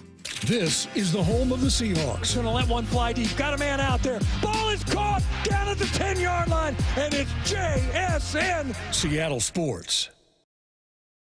New siding doesn't have to break the bank. We offer affordable options that add value and protection to your home. This is Justin Shirley, CEO of State Roofing and Exteriors. And while we're at it, ask about our roofing, windows, decking, and gutter services for even more savings. Call 866-ROOF-ROOF or visit stateroofing.com today to schedule your free siding inspection. State Roofing and Exteriors, held to a higher standard since 1968. State Roofing, the best roof you'll ever need. At Washington Energy Services, we take the time to get to know you and your home. We have the passion and commitment to see each project through and to treat our work as more than just a job. For over 65 years, we've offered award-winning home services, from heating and cooling, plumbing and electrical, to windows and doors. Complete home improvement handled from start to comfort. For peace of mind when you need it most, count on Washington Energy Services, bringing good energy to your home. The stock market's on fire. AI stocks are performing at all-time levels. We hope you, like many of our investors, have taken advantage of it. A famous man once said, "Buy low, sell high." There's also $8 trillion of cash sitting on the sidelines. Investors are either scared or they don't know where to go. Hi, I'm Scott Rireka, CEO of Legacy Group Capital in Bellevue. Legacy Group Capital develops local real estate, lends money, and shares profit with our investors. We've been doing it for 19 years, averaging double-digit returns with zero investor losses. Diversify with Legacy Group Capital and invest in our family of funds. From a 3-year investment with double-digit returns to only a 90-day commitment returning 7%. We also accept IRAs. Find out why 1,300 local investors have invested over $350 million. Legacy Group Capital at legacyg.com. This is not investment advice. Investments available to accredited investors only. Details at legacyg.com. Need to know. 15 minutes past every hour with Brock and Salk. Here's what you need to know. Up first. Oh, this one's going to hurt for a long time, Brock. Mariners 9 outs away, up 3-1, bottom of the 7th. And it all went awry. A walk, a hit, a sacrifice bunt, a pitching change, and then disaster. Here comes the pitch from Bizzardo. Swung on. That is hit high, deep left field, and it is gone. George Springer, 3-run home run. Blue Jays lead 4-3. It wasn't a walk-off, but it sure felt like it had the weight of two innings later, it was over. Julio had struck out on 7 pitches that were all outside the strike zone, leaving Cal in the on-deck circle as the season came to a maybe somewhat fitting end. Dan Wilson explains why he chose Bizzardo. Yeah, I mean, you make your decisions, and sometimes. You have to live and die with it. And I think, again, the way Zardo has thrown the ball all season long, we were comfortable with where we were. And, it just, again, didn't go our way. Yeah, I think I'd go to Mooney. I know that is a huge discussion point. I know Divish wrote about it. That was certainly in the social media channels. I'm going to guess that's probably where a lot of the baseball experts. It was good. I actually listened early this morning driving around to voices outside of the markets, both on a national level and other markets. And that was kind of the point, kind of the bummer is that, like Dan said, you live with those decisions. Smoltz said it yesterday. One of these managers, if it's a tight game, is going to be criticized for decisions made if it doesn't work. And to not have, in particular, Mooney, Brash hadn't been particularly sharp. I think he's on fumes. Spire was on some fumes. Maybe you go to Castillo there if he's comfortable doing so. But, to not have I mean, I think the idea is you go to Munoz there, and then if you need Miller later to finish out the game, that's probably what you do and let him throw 99 miles an hour. Offensively, Cal, Julio, and Naylor. That was essentially it. Julio led off with a double, scored a Naylor single. He and Cal both had solo shots, but that was really it. Kirby and Wu pitched really well. And, obviously the issues in the 7th inning. Ultimately, the season comes to an end with a lot of love for this team and what they did accomplish. A great great group of guys that did seem to get along incredibly well and brought this team kind of back from some of the challenges it had had over the last few years. But as Cal says, and he's absolutely right, they didn't meet their goal. I'm super proud of these guys. It was a great team effort. Love every guy in this room, but ultimately it's not what we wanted, and it's I hate to use the word failure, but it's a failure, and that's what we expected, was to get to a World Series and win a World Series, and that's what the bar is and the standard is, and it's what we want to hold ourselves accountable to. But it hurts, but I don't want that to take away from like I said, I'm proud of the guys in this room. I thought we fought all the way to the end.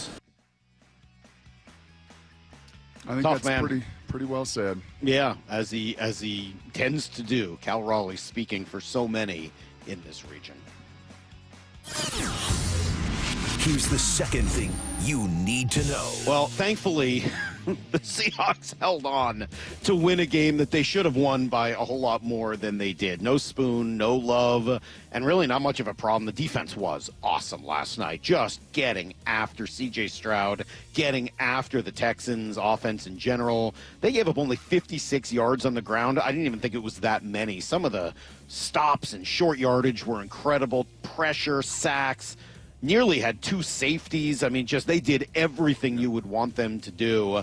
Here was one of those sacks, Brock, by one of your favorite players. Collins is wide to the right side. Okada is going to blitz, and he gets to Stroud and brings him down. Ty Okada from his safety spot, and I saw him creeping up, and he timed it perfectly, was not touched. Stroud looked up and saw 39 in his windshield and said, I better just go down, and he did. He got wrapped up and thrown down. Okada, that might be his first sack on the season. I thought he had a heck of a game yesterday, man. He played really well. Job played really well. That might be the best game I've seen Reek Woolen play in 3 years. Who else? Drake Thomas. I mean, it just felt like, obviously, Leonard Williams and some of the big guys up front, but what an incredible defensive performance. Yeah, it is surprising that they ran for 56 yards, but C.J. Stroud had half of that. He had 25 of those on a couple scrambles. So their running back, Salk, had 15 carries for 30 yards. A total and complete non-factor. That O-line, C.J. Stroud was only sacked 3 times. He was pressured throughout and relentlessly. Add him to the list of 6 of the 7 quarterbacks that never want to see that Seahawk defensive line again. And as you said, to do so without still a couple of your starters, no Derek Hall as well. I think all of those guys will be back after the bye, raring to go for the Sunday night affair in Washington. And you're at 5-2, man. You're 5-2, right there with one of the best records in all the NFL. It felt like that was one of the best games Mike Macdonald has called defensively, and just putting them in a great position to win. Afterwards, his stud up front, Leonard Williams, pretty happy with the team's run D. I mean, I think just another mentality type of thing. We got some big guys up front. We got Murph, Jay Reed, myself, a lot of guys. We rotate. Mike, Peely even get involved. And, I think we pride ourselves in being able to stop the run, especially with 2 high safeties. We know that allows our defense to open up. If we have to put a safety into the box, that kind of limits certain things that we can do on defense. So we take pride up front in being able to, run what we want to run on defense because we can stop the run. And when bigs run and littles hit, good things seem to follow. That play he made going out on the edge to get to that screen. It's insane. That's incredible. 27-19 the final. They are 5-2. Not a human. Here's the third thing you need to know. Let's see. Lions blew out the Bucks earlier. Tough night for the Kraken. They also got blown out in Philly. Joey Decord gave up all 5. Eberle and Newman with goals, but really the highlight, Berkeley Catton made his debut and did pick up an assist and was a +1. They get back to it today in D.C. Maybe we'll see the debut of Matt Murray in goal. We'll see. And that is everything you need to know. 15:15 every hour here on the Brock and Salk Show. 3 big decisions in last night's game. Throw in maybe one more for the other side, but 3 big decisions that Dan Wilson had to make over the course of 9 innings. Let's go through them together, Brock. It's not just what happened in the 7th inning. And by the way, I think he made one of them absolutely correctly. The other 2, I think we got to discuss. It's next on Brock and Salk. What a ride. The Seattle Mariners are champions in the American League West. We watch stars reach new heights. Julio, a tremendous catch slamming into the wall. The no-fly zone in full effect. We saw history. Watch it fly! Cal Raleigh, how far? Wow! Congrats on a great run, boys. From your proud partners at Seattle Sports.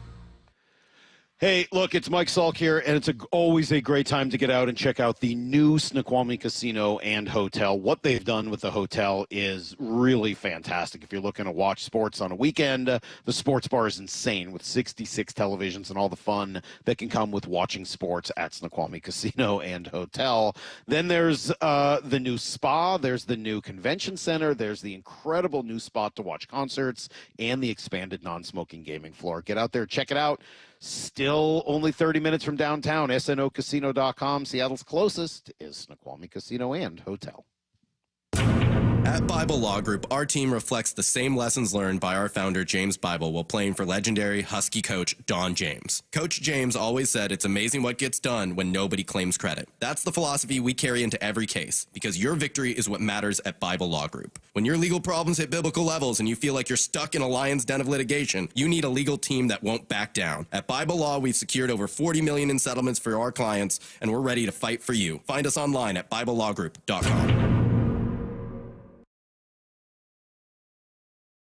Name you can trust. Techline Roofing has proudly served the Seattle area for years, delivering exceptional results and lasting security. Choose Techline Roofing. Your trust is our foundation. Trust Techline. When the heat's an 11, cool AC would be heaven. Dayandnight.net. It's the final month to save 30% off an air conditioner or heat pump while supplies last at Day and Night. Hi, I'm Bruce with Day and Night Plumbing and Heating. Call us about installing a high-efficiency cooling system or servicing your existing one so you're cool when you need it. Save 30% off an air conditioner or heat pump, plus no payments or interest for a year OAC. Call for details. Dayandnight.net. In today's competitive world, standing out isn't optional anymore. I'm Rusty George. My agency builds websites and marketing strategies to help builders, manufacturers, and material suppliers get louder, get noticed, and bring in new customers. Visit us today at rustygeorge.com. Remember when they used to ask, what do you want to be when you grow up? At Bank of America, we ask every day, what would you like the power to do? When you work here, you help build businesses, inspire communities, and forge legacies. And now we've raised our U.S. minimum wage to $25 an hour. So the opportunity to do more also comes with competitive pay. Learn more at bankofamerica.com/25. Bank of America, proud to be an equal opportunity employer. Confidence is knowing you're ready to handle whatever comes your way. That's what it feels like to take on your workday with Cintas. They make sure your AEDs are up to date, your fire extinguishers are tested and inspected, your floor mats are cleaned and delivered, and your workwear looks good, feels good, and is freshly laundered with the Cintas Apparel Plus program. So are you ready to take on today? Visit Cintas.com. Oh, I'm ready! And get ready for the workday. Looking for a fun and memorable night out with the family? Join us at Bellevue Adventures every Thursday for night climbs starting at 6 and 7 p.m. Our illuminated course glowing with string lights offers a safe and exciting way to explore together. It's the perfect mix of adventure and bonding. No screens, just stars. More information can be found at bellevue-adventures.com. Book your family's climb at bellevue-adventures.com and make Thursday nights magical.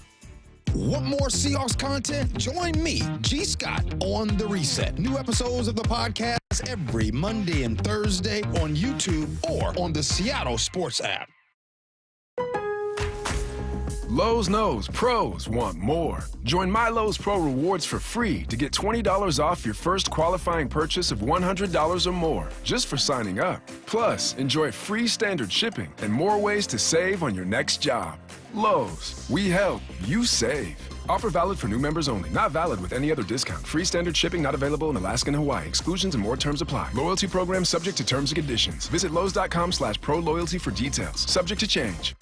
The playoffs are here, and Toyota of Kirkland and Toyota of Renton are bringing the heat with a rotation that's built to win. The Gas RAV4, built for every inning of Northwest life. Or go versatile with the hybrid RAV4. The Tacoma, tough, dependable, and always clutch. And now, stepping up, the all-new 2026 Toyota Tundra. Redesigned, powerful, and built for big moments. Whether you're in the north or the south, they've got you covered. Visit ToyotaKirkland.com and ToyotaRenton.com and get your championship ride. Temperatures are dropping, but you don't have to settle for a chilly home this winter. Keep cozy and safe with energy-saving products during Washington Energy's home heating sale on now. Upgrading your home is as easy as $1,000, $2,000, $3,000 off. Take $1,000 off furnaces, fireplaces, and water heaters. $2,000 off high-efficiency heat pump systems. And $3,000 off whole home generators and ductless mini-splits, plus free financing. Washington Energy Services, your expert resource for affordable home comfort. Call for a free estimate. Front Row Card Show is returning to Tacoma. Join them at the Greater Tacoma Convention Center October 25th and 26th. Baseball, football, basketball, and hockey cards, plus collectibles such as Pokemon, Marvel, Star Wars, and comic books. Beckett, CGC, and JSA will be there. So bring your cards, comics, and autographs to sell, trade, or get them graded. More than 400 tables, thousands of dollars in free prizes. Front Row Card Show, Greater Tacoma Convention Center. Saturday and Sunday, October 25th and 26th, 11 to 5. For more info, go to frontrowcardshow.com. From the Quantum Fiber Studio. This is Brock and Salk. Weekdays 6 to 10. On Seattle Sports and 97.3 FM HD2. All right, we'll talk a little football coming up here in a few. Blue 88 in 15 minutes, and then some Seahawks conversation at 8. Mike Macdonald, of course, at 9:30. The rest of the morning will be dedicated to baseball and what happened last night and kind of where the Mariners are at after losing just a heartbreaker in Game 7 to the Blue Jays last night. Jeff Passan will join us in an hour at 8:30, so we'll get him involved in this conversation as well. And, yeah, Jeff is like a lot of national guys, looking at the decision-making. And like Smoltz said yesterday, there are, in a close game in the postseason like that, a couple of decisions that will change the game one way or another. I thought there were 3 last night that Dan was forced to make, and of them, I thought he went 1 and 2. Personal opinion. But let's go through the 3, Brock, and kind of see where we're at. The first that came up was the second inning bunt. Men on first and second, nobody out, Crawford up as your number 7 hitter. He chose to sacrifice. I'm not going to get into Lyle territory and ranting and raving about all bunts all the time. I hate that bunt. I think it is a terrible decision. The pitcher was struggling. You're trying to get to their pen, which is their biggest weakness, and you end up giving them a free out. The Blue Jays offense has been hot. Did you think they were only going to score 2 or 3 runs in the game? Kirby was iffy in the first inning. I think I want to score as many as possible. And if you're bunting JP there, you're setting it up for who? Rivas and Robles, your 8 and 9 guys? If you're setting it up for Julio and Cal, I get it. For Rivas and Robles? No.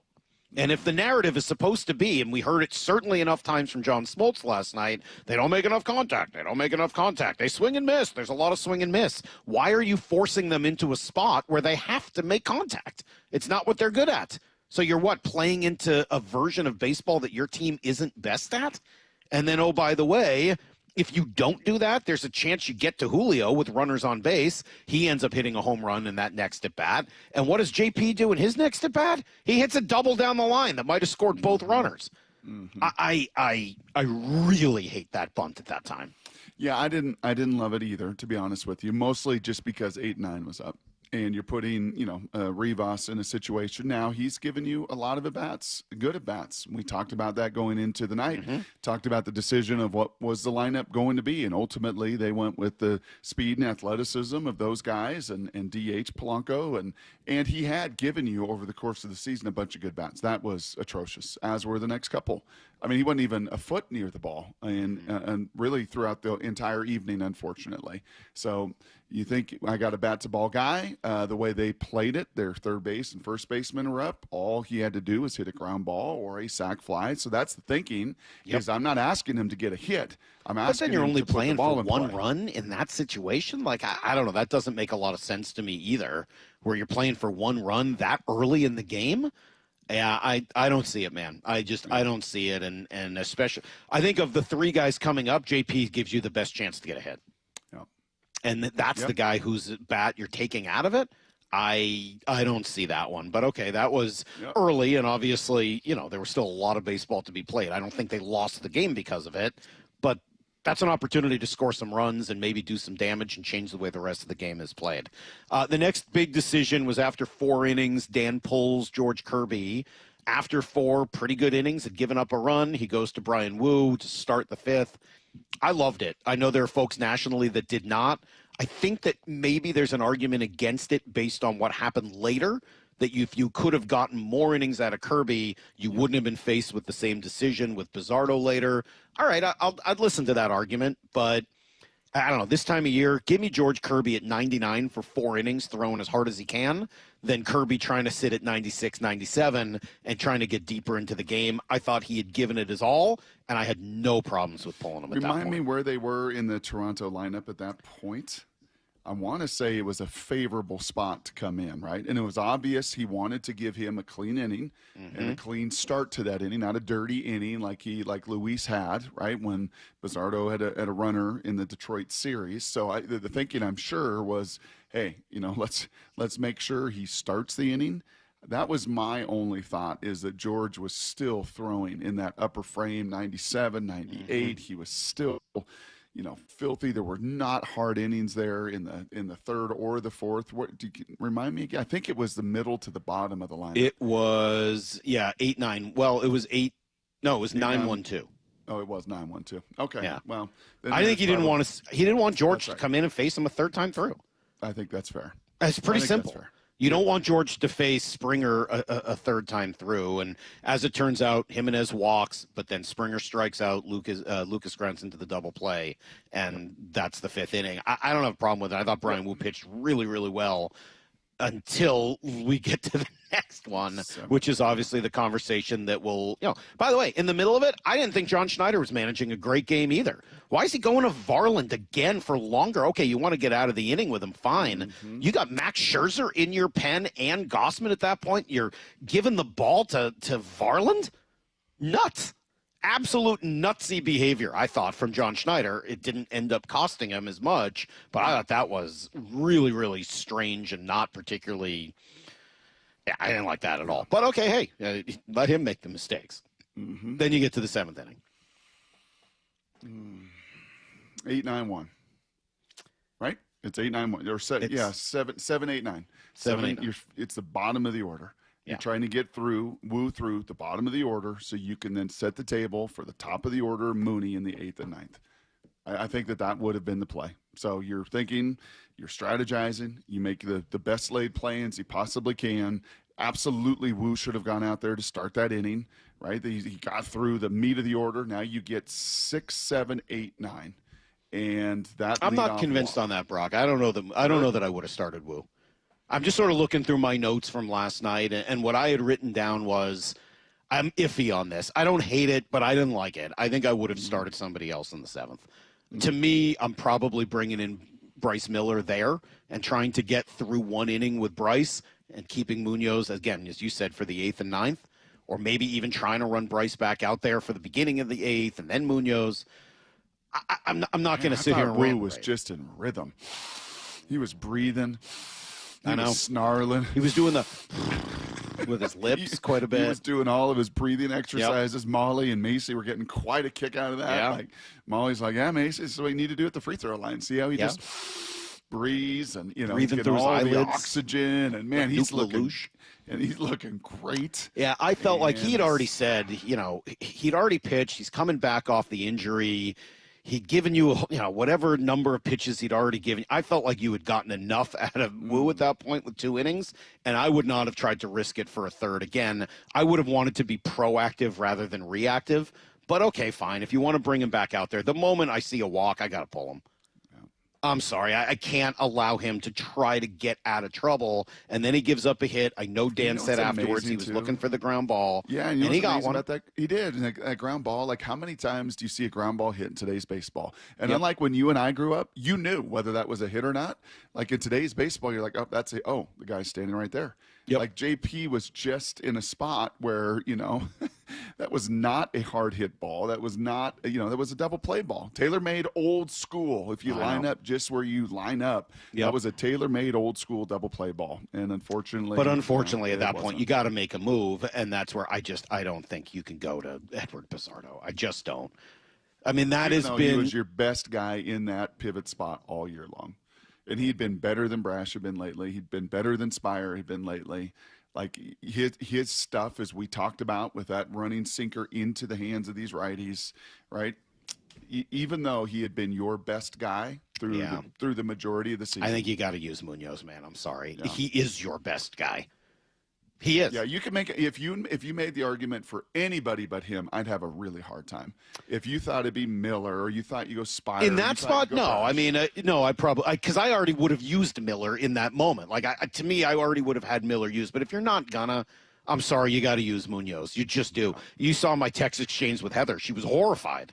She texted me from 32 Brock. She's up at the Kraken Community Ice Complex last night, where they had the game on during the kids' practice. What'd you guys do? Did you hand off? Did you do the first half and she do the second half? I didn't go up there. She got a ride from a friend, which was very nice.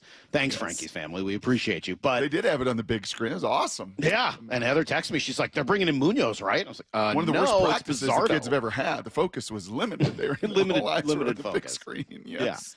Yeah. No, it's not Munoz. It's Bizzardo, and there's a lot of national conversation here. Let's run through it. Cut 19. This is Eric Kratz from Foul Territory with his thoughts. But I feel like you got it's the old Buck Showalter.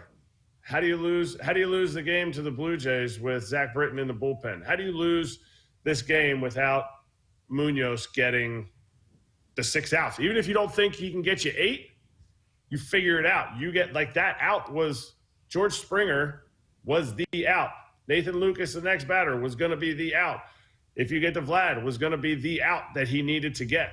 Because they didn't even get to the 9th inning. So they really only needed 6 more outs. They didn't need a 9th inning because they weren't winning anymore. It's hard to argue with, right? I mean, just you can't go down without your very best. And right after that, A.J. Brzezinski, also on Foul Territory, and A.J. had gotten to see this team up close in the previous series. He made a similar point. Use one of your starters in the 9th if you have to. That's what you've seen. You saw it with the Dodgers last year. Who'd they use to close out the World Series? Walker Buehler. Why? Because they used Treinen in the 7th and the 8th. So Luis Castillo. I mean, anybody. Brash! It could be Matt Brash. Could have been anybody. Yeah. Could have been Spire, depending on where they were in the lineup. Yeah. It could have been anybody. Yep, I get it. And that's going to be one that Dan will have to live with for the rest of his life. And he knows that, right? I mean, I think that's the position you're in as a manager. And, Dan was consistent of who Dan Wilson is through 172 games, believing in his guys. Mm-hmm. Why did he bunt for Rivas? Because he believed Rivas was going to put the ball in play and not need to get a hit to score a run early in the game, right? Why did he go to Wu? Because he believed Wu was going to give him 2 or 3 innings. Why did Wu start the 7th? Because it's the bottom of the order and believed he could get through there.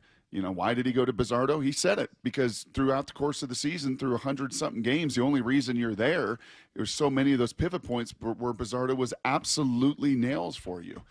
That is, and I'm with you. And as I said, I would, in retrospect, very easy to say now, but I would have gone to Mooney.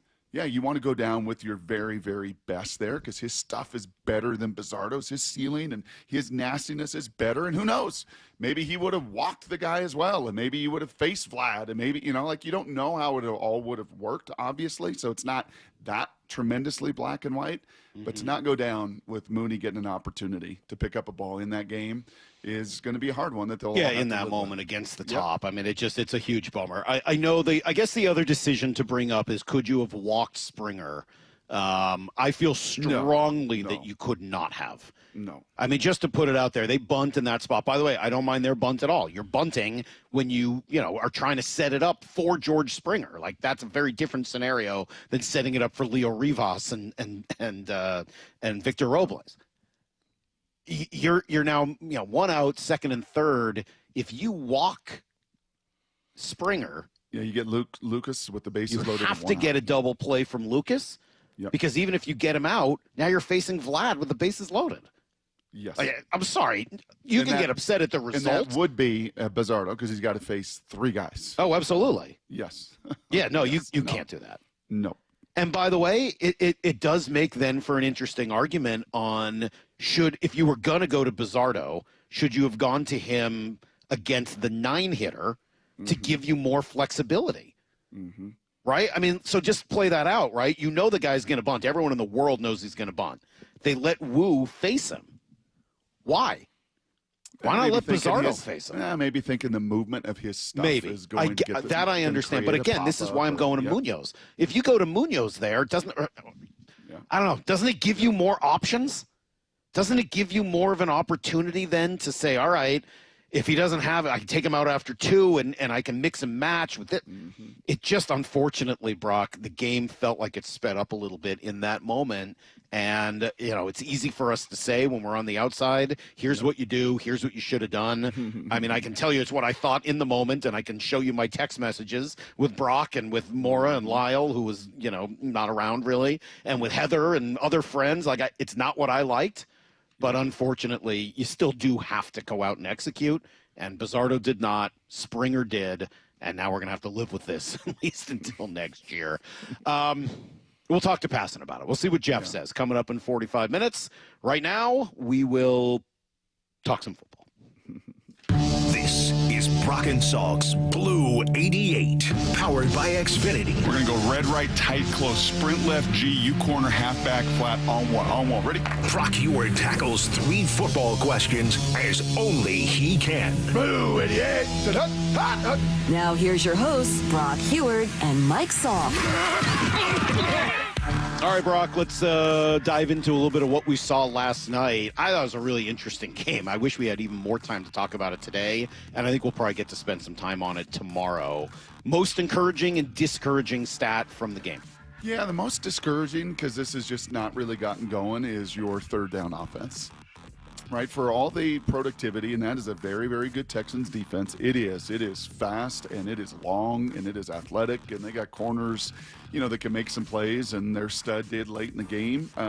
You weren't going to look for tremendous efficiency. You're not going to be easy against them, but this is now back-to-back games, Salk, where you 2 for 14 on third down. And obviously some of those to close out the game don't happen. And that number is a self-scout in the bye week, and they look at all of those third downs. That's a number efficiency-wise that's got to grow. It just simply has to improve. Now, you were equally great. The Texans were 2 for 15 on third down, so I could very easily say that was the most encouraging. But the most encouraging is your front 4 doing the damage that they have done on 6 of 7 teams this year.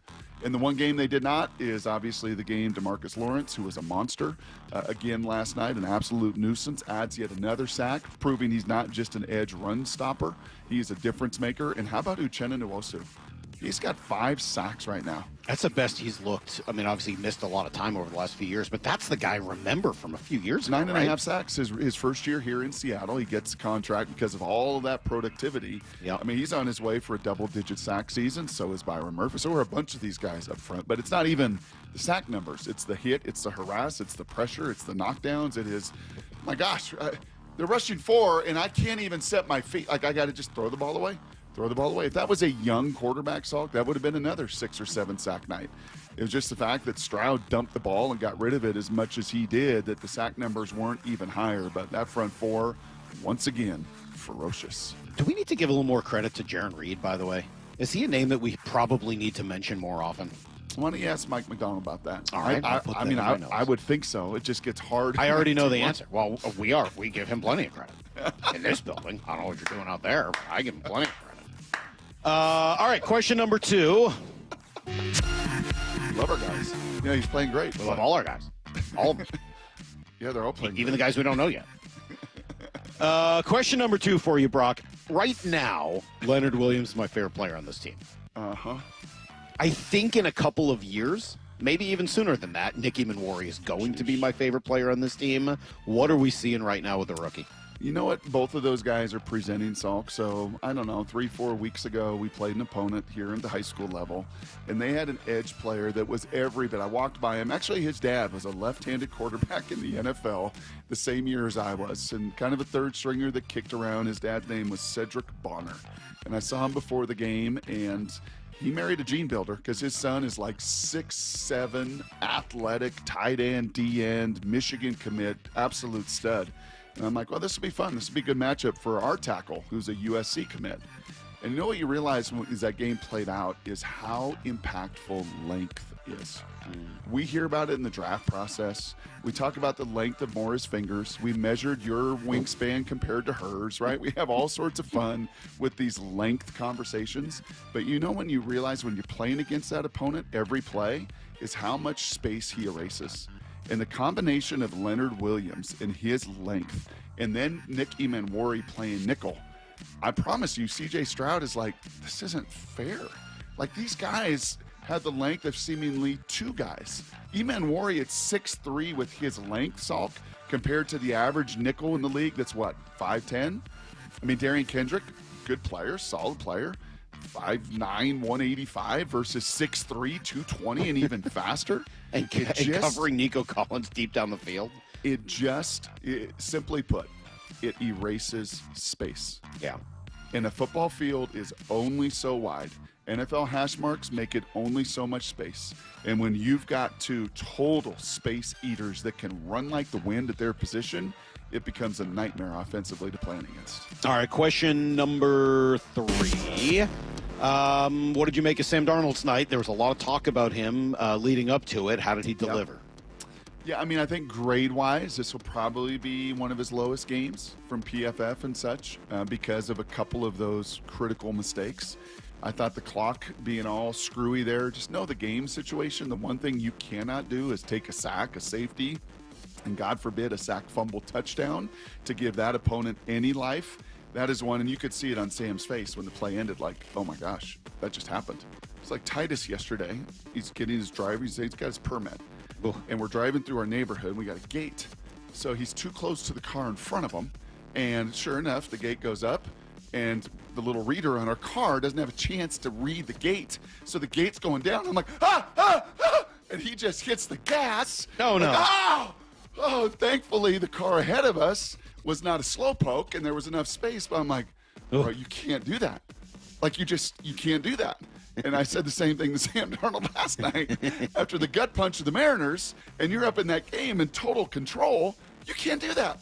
You cannot put the ball in harm's way and take a sack and fumble it for a touchdown. And he knew it, and everybody knew it.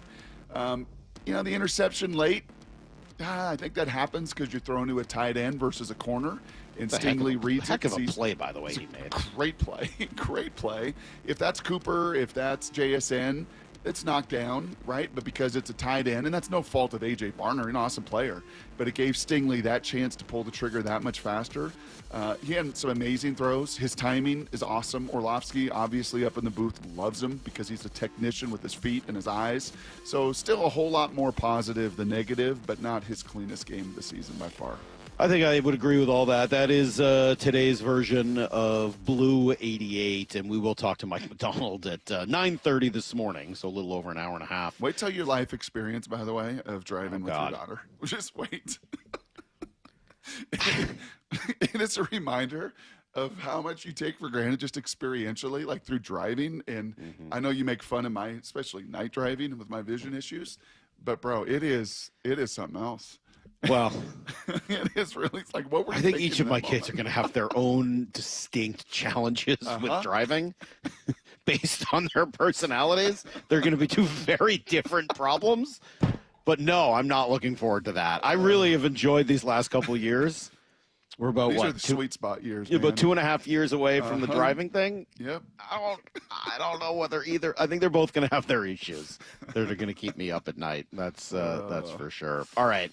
All right, let's talk a few more minutes of football. I really did like that game last night for the Seahawks. What the defense is doing is special. They're 5-2 now. They just beat a good, not great, but a good Houston team to put themselves in the conversation among the better teams, certainly in the NFC. How are they doing it, and what could the outcome be after watching them go 5-2? That's next on Brock and Salk. What a ride. The Seattle Mariners are champions in the American League West. We watch stars reach new heights. Julio, a tremendous catch slamming into the wall. The no-fly zone in full effect. We saw history. Watch it fly!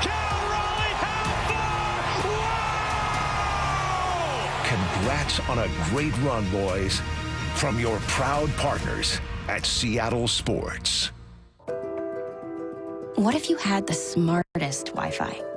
If you did, it'd be Xfinity, of course, and it'd come with their best state-of-the-art equipment.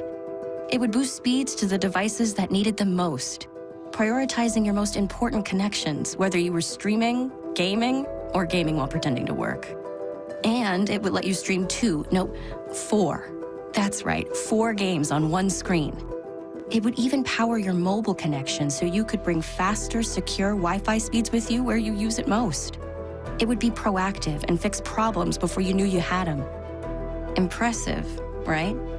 And it would have security features that protect you from threats at home and online. Kinda like a force field for your life. If you had the smartest Wi-Fi, well, everything would work together seamlessly to keep you connected, no matter what. Xfinity. Imagine that. Restrictions apply. This is the story of the one. As a maintenance supervisor at a manufacturing facility, he knows keeping the line up and running is a top priority. That's why he chooses Grainger. Because when a drive belt gets damaged, Grainger makes it easy to find the exact specs for the replacement product he needs. And next day delivery helps ensure he'll have everything in place and running like clockwork. Call 1-800-GRAINGER, click Grainger.com, or just stop by. Grainger, for the ones who get it done. Confidence is knowing you're ready to handle whatever comes your way. That's what it feels like to take on your workday with Cintas. They make sure your AEDs are up to date, your fire extinguishers are tested and inspected, your floor mats are cleaned and delivered, and your workwear looks good, feels good, and is freshly laundered with the Cintas Apparel Plus program. So are you ready to take on today? Visit Cintas.com. Oh, I'm ready! And get ready for the workday. Tired of uneven heating, noisy systems, and high energy bills? The Quilt Ductless Heat Pump from Home Comfort Alliance gives you room-by-room control and serious savings with every system, and every system qualifies for max tax credits. Call the Comfort People at HomeComfortAlliance.com. I had a young woman who was on a new SUV, and she had attachments to her old car because it was her first car, and she had questions because she was doubling her spending budget, and she was very fiscally responsible. It was almost making her sick. And the best path at that point was to, let's stop for the night and you go home and take a breath. She came back in the morning and bought the car. She was way happier. These are major life accomplishments. You have the ability to afford at this tier. You've secured one of the major needs in your life. You should be feeling a tremendous amount of pride and respect for your accomplishments. I'm just grateful that we get to celebrate it with them, that we get to be part of it in that aspect of it. The LJ way is the Lee Johnson Auto family. Seaport Airlines. If airport slowdowns and delays have you rethinking your trip, well, there's an easier way to fly. Seaport Airlines flies TSA free with service between Portland Business Aviation and Seattle's Boeing Field. No delays, no stress. Book today at flyseaportair.com. With football season comes colder weather, so if you need new windows and doors, don't drop the ball. Steve Rabel here with Keith Dashafeet from locally owned Pella Windows and Doors of Western Washington. So Keith, what's your next big play? Well, Steve, right now get 40% off qualifying installs or no payments and no interest for 12 months on approved credit. Schedule a free consultation with Pella Windows and Doors of Western Washington. Go to PellaPNW.com. That's PellaPNW.com. The playoffs are here, and Toyota of Kirkland and Toyota of Renton are bringing the heat with a rotation that's built to win. The Gas RAV4, built for every inning of Northwest life. Or go versatile with the hybrid RAV4. The Tacoma, tough, dependable, and always clutch. And now, stepping up, the all-new 2026 Toyota Tundra. Redesigned, powerful, and built for big moments. Whether you're in the north or the south, they've got you covered. Visit ToyotaofKirkland.com and ToyotaofRenton.com and get your championship ride. As a quarterback, you cannot run a winning play with a messy playbook. And most companies' data, well, it's a mess. AI is changing the game, but if your data is scattered, you're stuck on the sidelines. Brock Heward here, and this is where my friends at Marquee Data come in. They get your data in shape, clean, connected, ready to perform, so you can finally put AI to work for your business. Whether sales, finance, or operations, every smart move starts with the right data. So head to mydataqb.com to draw up your game-winning data play today. That's Marquee Data or mydataqb.com. This hour is brought to you by Trajan Wealth Management. Give me a freaking auto! From the Quantum Fiber Studio, this is Brock and Salk on Seattle Sports. Brock Heward and Matt Marcus. Sorry about just Mike. Heward, not exactly Joe Cap there in the pocket. Now here are your hosts, Brock Heward and Mike Salk. All right, Jeff Passan coming up in a half hour. What a day to have Jeff Passan and obviously talk through what we all just saw as the Mariners lose in 7 and just a heartbreaker last night. I haven't heard anyone use the C word this morning, Brock. None of the callers haven't really seen it much in the text messages. And maybe that's a good thing. Maybe this isn't in the choke category. Maybe that's a conversation for another day. If they choke, they were up 3-1 in the 7th, 8-9 outs away from winning that game. So it is interesting to kind of debate whether or not it falls into that category. But we'll come back and talk some Mariners here in a little bit. Jeff Passan at 8:30. Right after that game ended, man, that was a heck of a Seahawks win. It was frustrating at times, and there's a lot of things that they didn't do to close it out offensively, special teams, some of the problems they had. But watching that defense, and I know Houston's not like the best offense in the world, but watching, they're decent offense. They're fine. They got some dudes, and they just completely battered them. What they did up front was insane. So did you try to manipulate your remote control? Did you try to, during breaks in the Mariners game, flip over there to the first quarter? Did you just I went 2 screens. DVR? I had the Seahawks up on my computer. Oh, look at you. Yeah. You would think with my eyes I could do that, but with my hamster brain, like I can't. So I had to record the Seahawk game, and I would kind of flip over and try to play a little catch up and everything else. And you're right. Like from the jump, you took care of business at home, right? You got ahead of that team. Houston coming off of a bye. Houston playing pretty darn elite defense, the #1 scoring defense in the league. And you come out right away and you just execute and you put up 14 points and you get a lead. And that's exactly the way you wanted to play that game. And because of it, Salk, you overcame.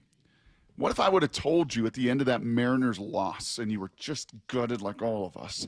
And I said, yeah, Seahawks are going to be -3 in turnovers and have 12 penalties for almost 100 yards. You'd have thought there's no way you win NFL games when that happens, even if it is at home, and especially against a competent team in Houston with a good quarterback that won a couple games in a row. You don't normally win those games.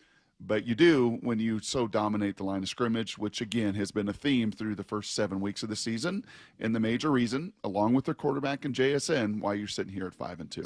Yeah, there's a lot of people that deserve credit today. We don't have time for full takeaways. If I did, I would have to spend some time on the front four. I'd spend a lot of time on Leonard Williams, who is – I mean, what he's doing, not just for himself, but to set everybody else up on that defense to do what they do is incredible. He is playing at an elite level. I know everyone talked about it last night. The play he made that Dan Orlovsky was going crazy about where he left the nose tackle position to chase down a screen on the outside near the sideline.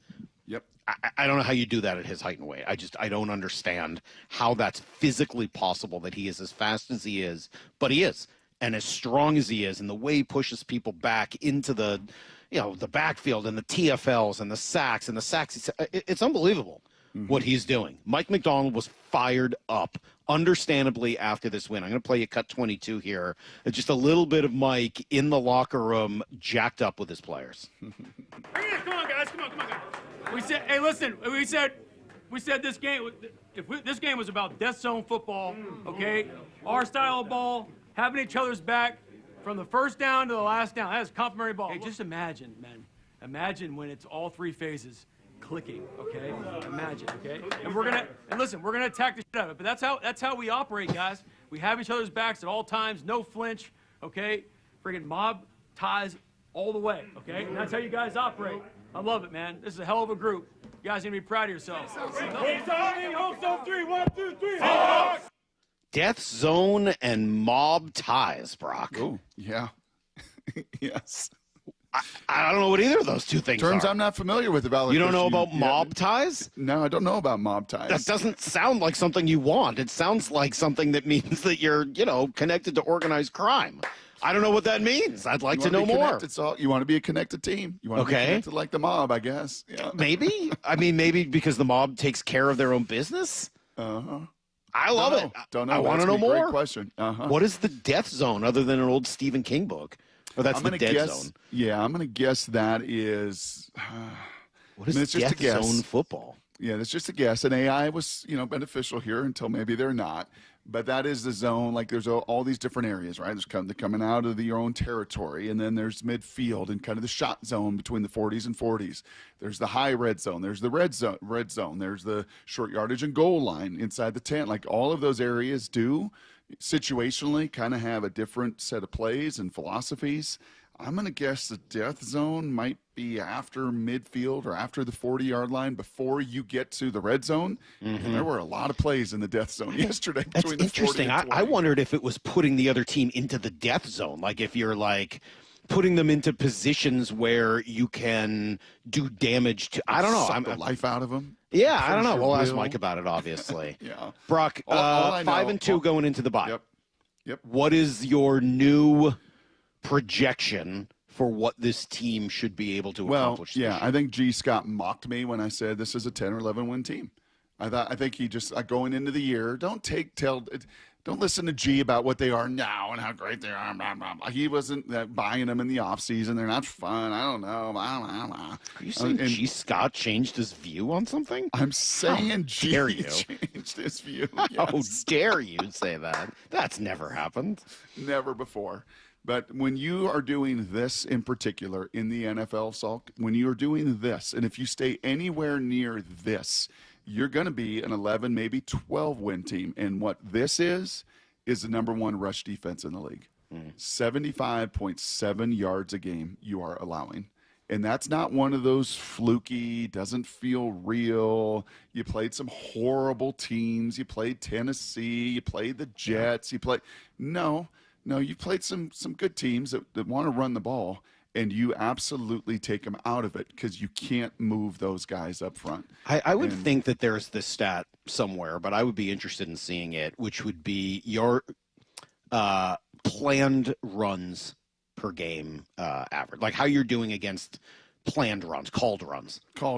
Right. Take out the quarterback scrambles. And by the way, quarterback sneaks would be in there with a quarterback, like a Lamar running play, I think I would put in there.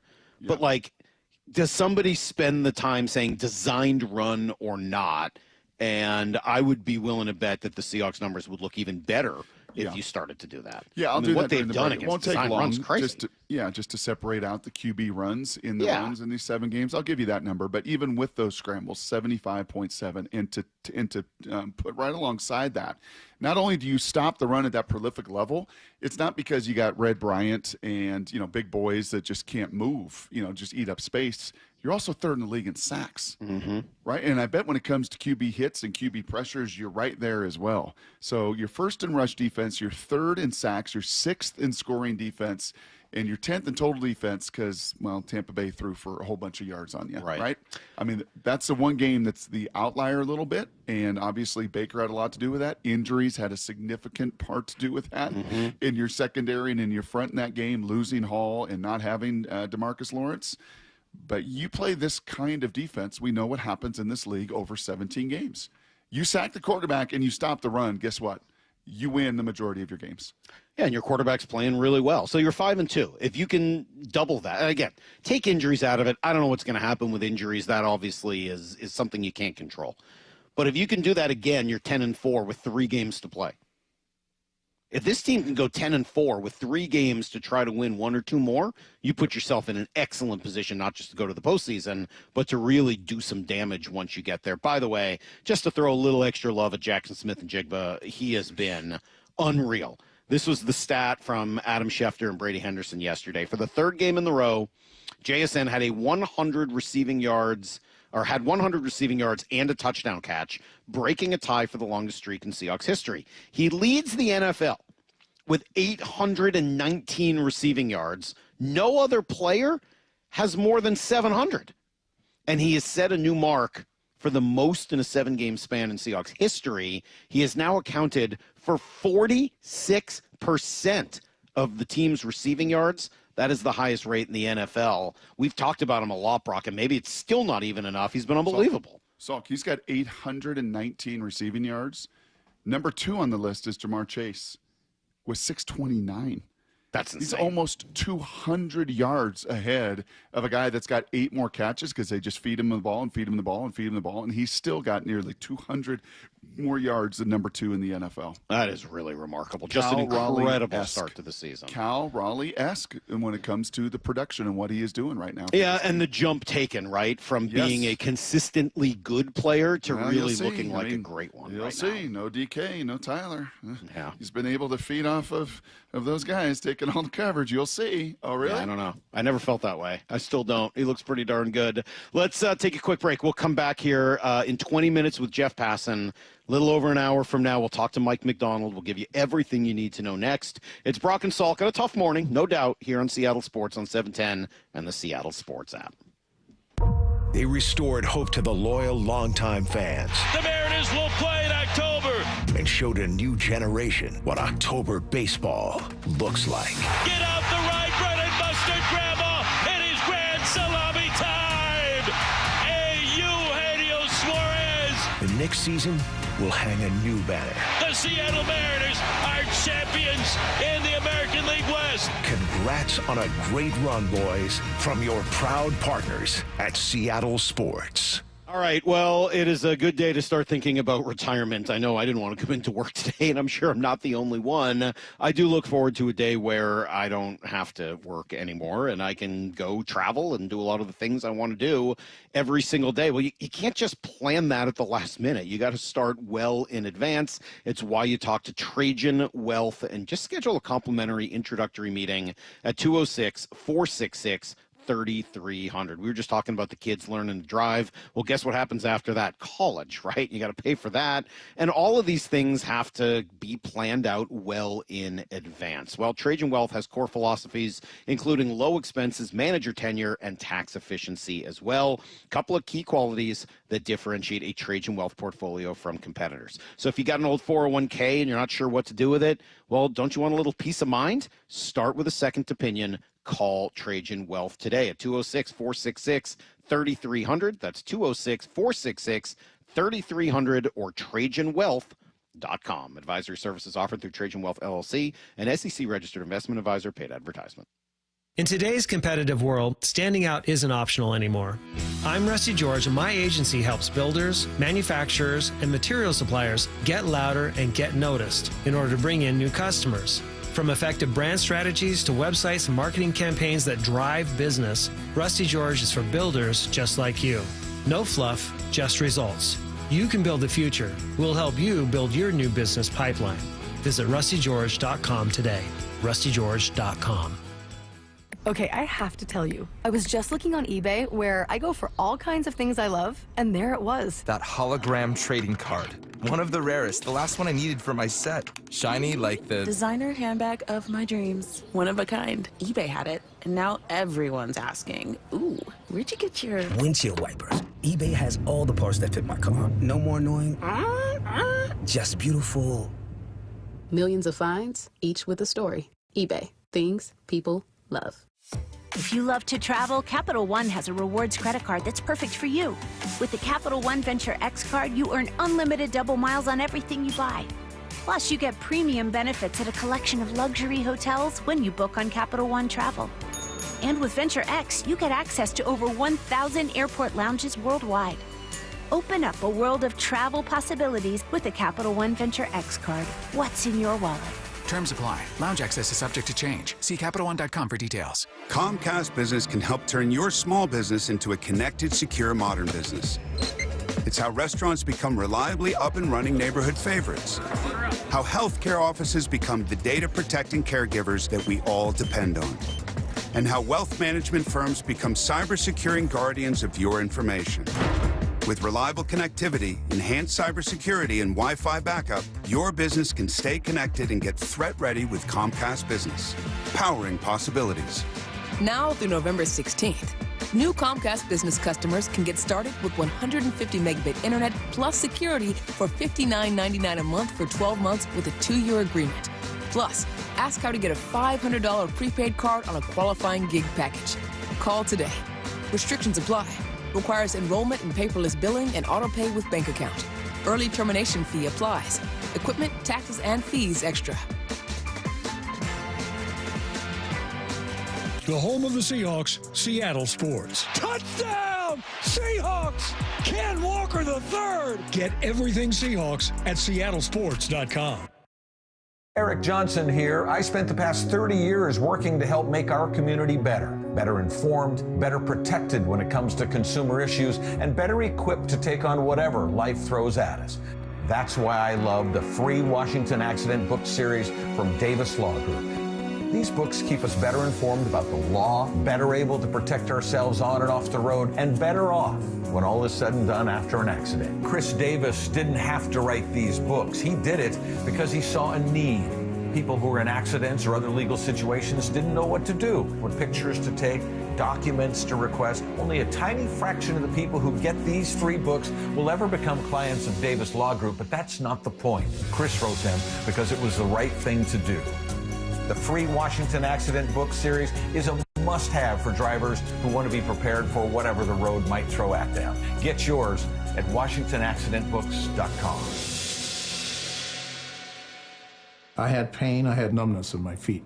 That pain and that numbness just got worse and worse and worse as time went on. This is Greg describing life with neuropathy. I went to 5 podiatrists, tried different treatments, tried different orthotics, tried different shoes, had cortisone shots in the tops and the bottoms of my feet. Saw a neurologist. All my medical doctors said, can't help you. Live with the pain. You're not going to be able to sleep. This is your life. And then I just gave up until I found Sound Pain Solutions. I'm Dr. Mark Shelley, a chiropractic physician and board-certified functional neurologist at Sound Pain Solutions. Our neuropathy treatments can rehabilitate damaged nerves. We use FDA-cleared, non-surgical, drug, and pain-free procedures that help neuropathy sufferers like Greg find relief. I feel better. I mean, just feeling better is huge. If you experience numbness, shooting or burning pains, or loss of balance, call us. Sound Pain Solutions, 855-996-0025, or click soundpainsolutions.com. Need to know. 15 minutes past every hour with Brock and Salk. Here's what you need to know. Up first. Oh, man, heartbreak last night for the Mariners after what was an incredible, memorable season. And there'll be a lot of opportunity to discuss, Brock, what they accomplished this year. It was great. They did do a lot of great things, and they were up 3-1 in the bottom of the 7th. And then it all goes away. Unfortunately, the walk they hit, the sack bunt, pitching change, home run from George Springer, and then just it felt like all the air was taken out of them. They weren't able to muster anything after that. The Julio strikeout to end it. I did think he was going to get on base. I really did. I thought we were at least going to see, I thought it would be a walk or something like that. He had a chance. The guy didn't throw him a single strike. If Julio had ended up walking, we would have seen Cal Raleigh with an opportunity to tie or win the game maybe in that spot, or take the lead, I guess. That would have been amazing, and it's just too bad we were deprived of that last chance to see the league's best power threat in that moment, but it wasn't to be. And I think, honestly, that's why Julio does scream in that locker room. And it's a pretty audible scream and a frustrating scream because he wanted this so bad for this fan base. They all did. I mean, you hear that in Cal. You see it in his red eyes last night, you know, as he's visibly upset and shed some tears and a whole bunch of emotion because you were that close and you knew what it meant to this community, to your clubhouse, to your organization, absolutely first and foremost. But those two in particular knew what it meant to this community, and to fall short in that kind of way, stinks. Yeah, it's rough. Here is, I'll play you that. It's cut 21. You'll hear Brian Wu being interviewed, and then in the background, you hear a player scream. We think it's Julio. I mean, we don't know that for sure, but that seems to be the prevailing opinion. Here you go. Having gone as further than any other team in franchise history. That legacy is... That was I think, I can imagine, honestly, like 100,000 Mariner fans kind of screaming that way with Springer's home run in particular. Like, no. I think I spiked my water bottle, and that's when I got sent down to the basement. Oh, really? You got put in timeout down there? Molly's like, you are such a toddler. Yeah. So 26 years, you've known me. I'm sorry. just go to the basement, please. Yeah, you're like, I'm going to be in the horse stance in the basement by myself. For the rest of us. Yeah. Sorry. Yeah. Well, that was controversial as Bizzardo comes in that moment to face Springer. It did not go well.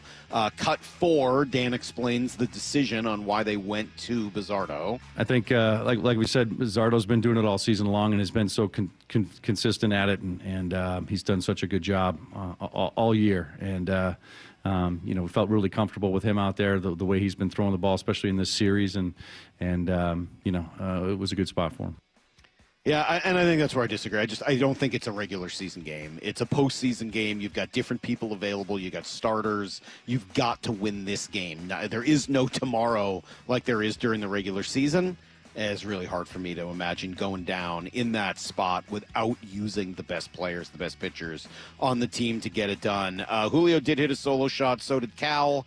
Naylor had another good night, but unfortunately not enough as the Blue Jays advance.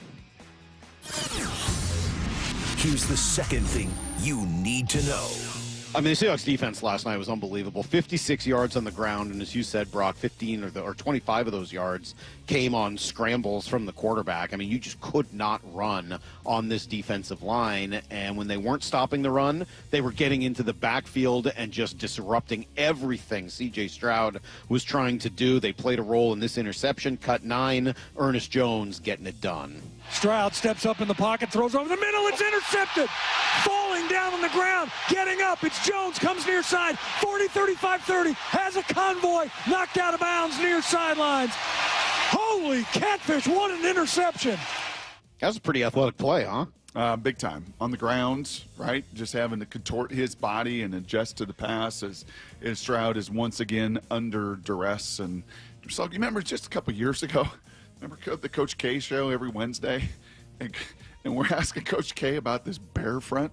That's KJ Wright, for those that don't remember. Trying to run that bear front, right, with a lot of base personnel. And guys just washed off the line of scrimmage over and over into the lap of Bobby and into the lap of, what was that linebacker now in Miami? Like can we just set an edge? Can we just penetrate? Can we get off blocks? Can we stop the run? When you were the worst rush defense in the league just a couple years ago, and man, have they ever. Resources have been spent on that D-line. The scheme is so much better. The buy-in is tremendous.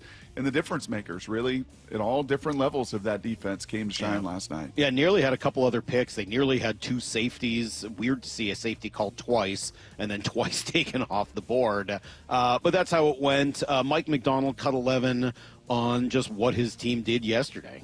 We're finding ways to win games, which is, like I said, it's really difficult to win, and so you got to celebrate those things. And then, look, we could be 7-0 and have won every game by 30 points, and trust me, we're going to find stuff that we're going to want to improve on. But it's like when we watch the tape and we'll go back and regroup and self-scout and study and try to get ahead and get all those things, try to get those answers for next week. It'll be very clear on where we need to grow. The guys see it. The guys see it. They feel it. We got a great group of guys, and I'll tell you what, they're going to be really determined coming out of the bye. I believe that. Some issues offensively, 2 fumbles and 2 interceptions. One of them thrown by Cooper Kupp. We could maybe have a conversation at some point about these trick plays and really not needing them to happen with Sam Darnold playing as well as he is. But the Seahawks 5-2 heading into the bye. Here's the third thing you need to know. Kraken lose, Brock. First loss of the year, and that was going to happen eventually. Joey Decord not great in net. Jordan Eberle, Yanni Newman with the 2 goals, but Berkeley Catton did pick up an assist in his first ever NHL game. Was a +1 in 14 minutes. They play today, 4 o'clock in D.C. I do wonder if we get to see Matt Murray in goal today. I guess we'll find out shortly. That's everything you need to know. 1:15 every hour. It felt like at times in that second half, the Seahawks were trying to make it a really miserable night. Like, it really would have been Black Monday if we had to come in here. You really can't lose that game. Dude, just don't turn it over. Just run and punt. Just stop being so cute. 4 turnovers, honestly. 4 turnovers, 12 penalties, and to still really kind of feel like you blew out the other team. That's testament to what they did in the other phases of it. But and a block kick. Like, they blocked a field goal, and they took the ball away from you 4 times. And you still were really in control of that game throughout. Well, you were that dominant defensively. Just amazing. All right, coming up, Jeff Passan. What a day to talk to Jeffrey. Tons of thoughts. He was there in the building. He watched it all go down last night. What happened and what happens next? Jeff Passan coming up on Brock and Salk.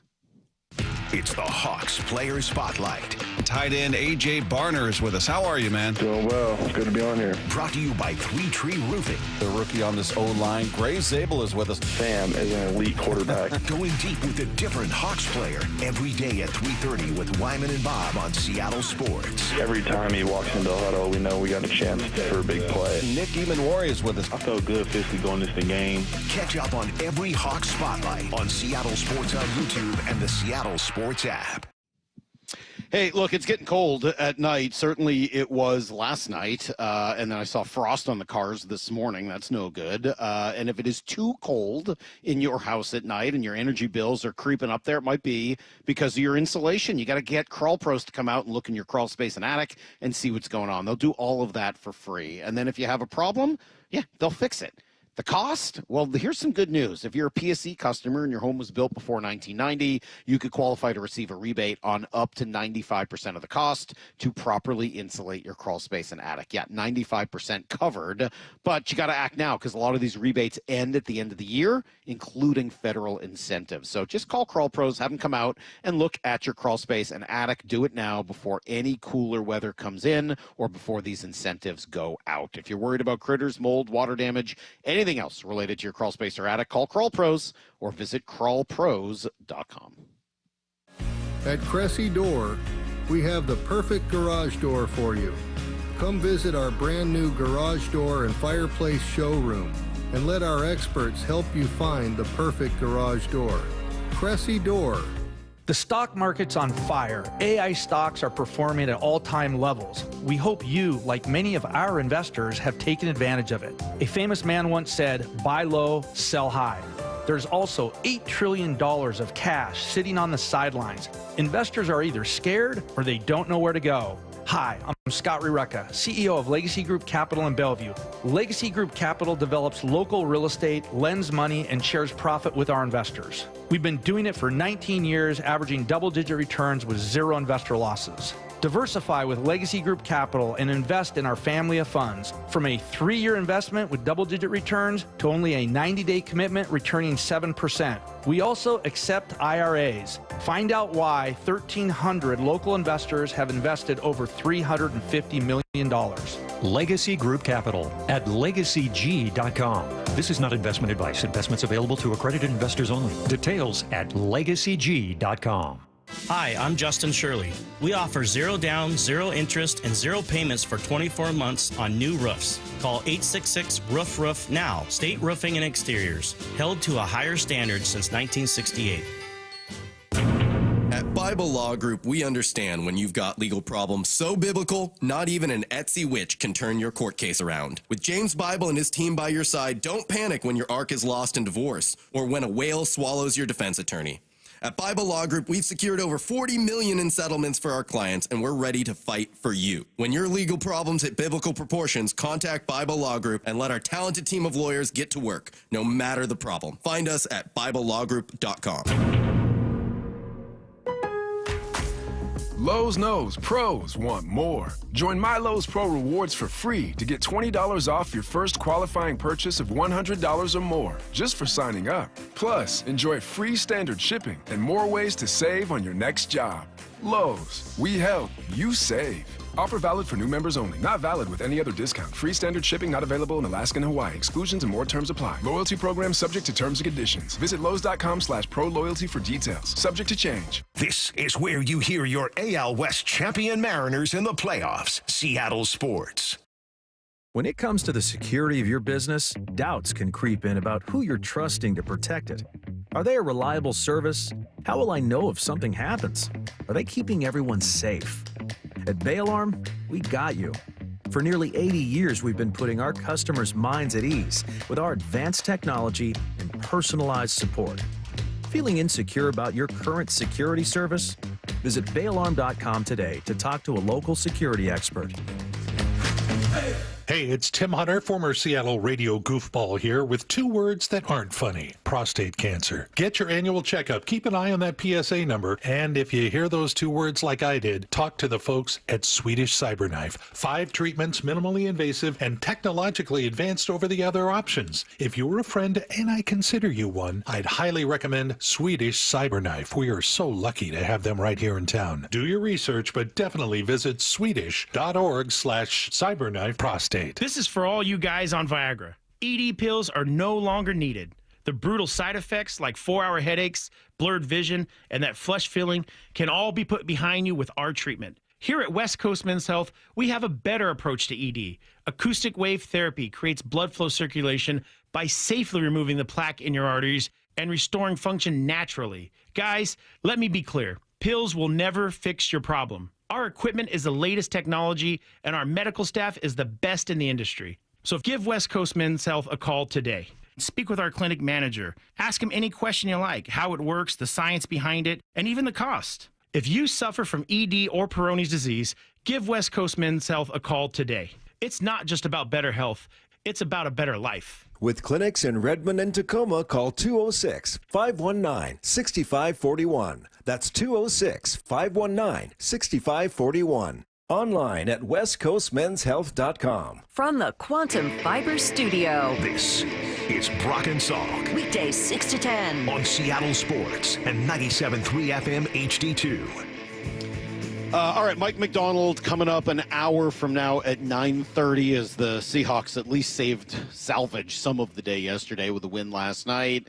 But unfortunately, the story, of course, this morning, the Mariners falling in Game 7 after building a 3-1 lead that they lose in the 7th inning. Jeff Passan from ESPN every Tuesday, and that includes today. Jeffrey, good morning. How and where are you? I am well, and I am in Kansas City right now, actually. Okay, so you weren't there last night. You were watching. What did you think happened? Why aren't the Mariners in the World Series today? The Mariners not in the World Series for a number of reasons, and we can go back to previous games and missed opportunities and starting pitching foibles and bullpen maneuvers that didn't go correctly, and that latter category is really, to me, what sealed Game 7. And it is a decision, the one to bring in Edward Bizzardo, that is going to haunt this franchise until it makes and wins its World Series. Because while I understand wanting to go to a reliever there after Brian Wu gave up a pair of hits to start the inning, you had one of the best closers in baseball waiting. You had him on 2 days rest. You had him capable of going multiple innings. You had 8 outs to get to the World Series. And I'm sorry, but when you've got 8 outs and a bullpen that includes Andres Munoz, Matt Brash, Gabe Spire, and others, you do not use Edward Bizzardo in that situation, regardless of how many times you have used him in the 7th inning before. It was a distinct lack of acknowledging the leverage of the situation and, frankly, a sort of move that I would think a manager would have made 10 or 15 years ago. But the vast majority of managers these days understand that sometimes the most important outs in the game are not in the 9th inning, they're in the 7th. And in this case, getting those outs and bringing in a strikeout pitcher and somebody who has not faced George Springer all series, as opposed to someone who had faced him multiple times already, would have been the right thing to do. But Dan Wilson did not do it, and the Mariners are paying with the end of their season.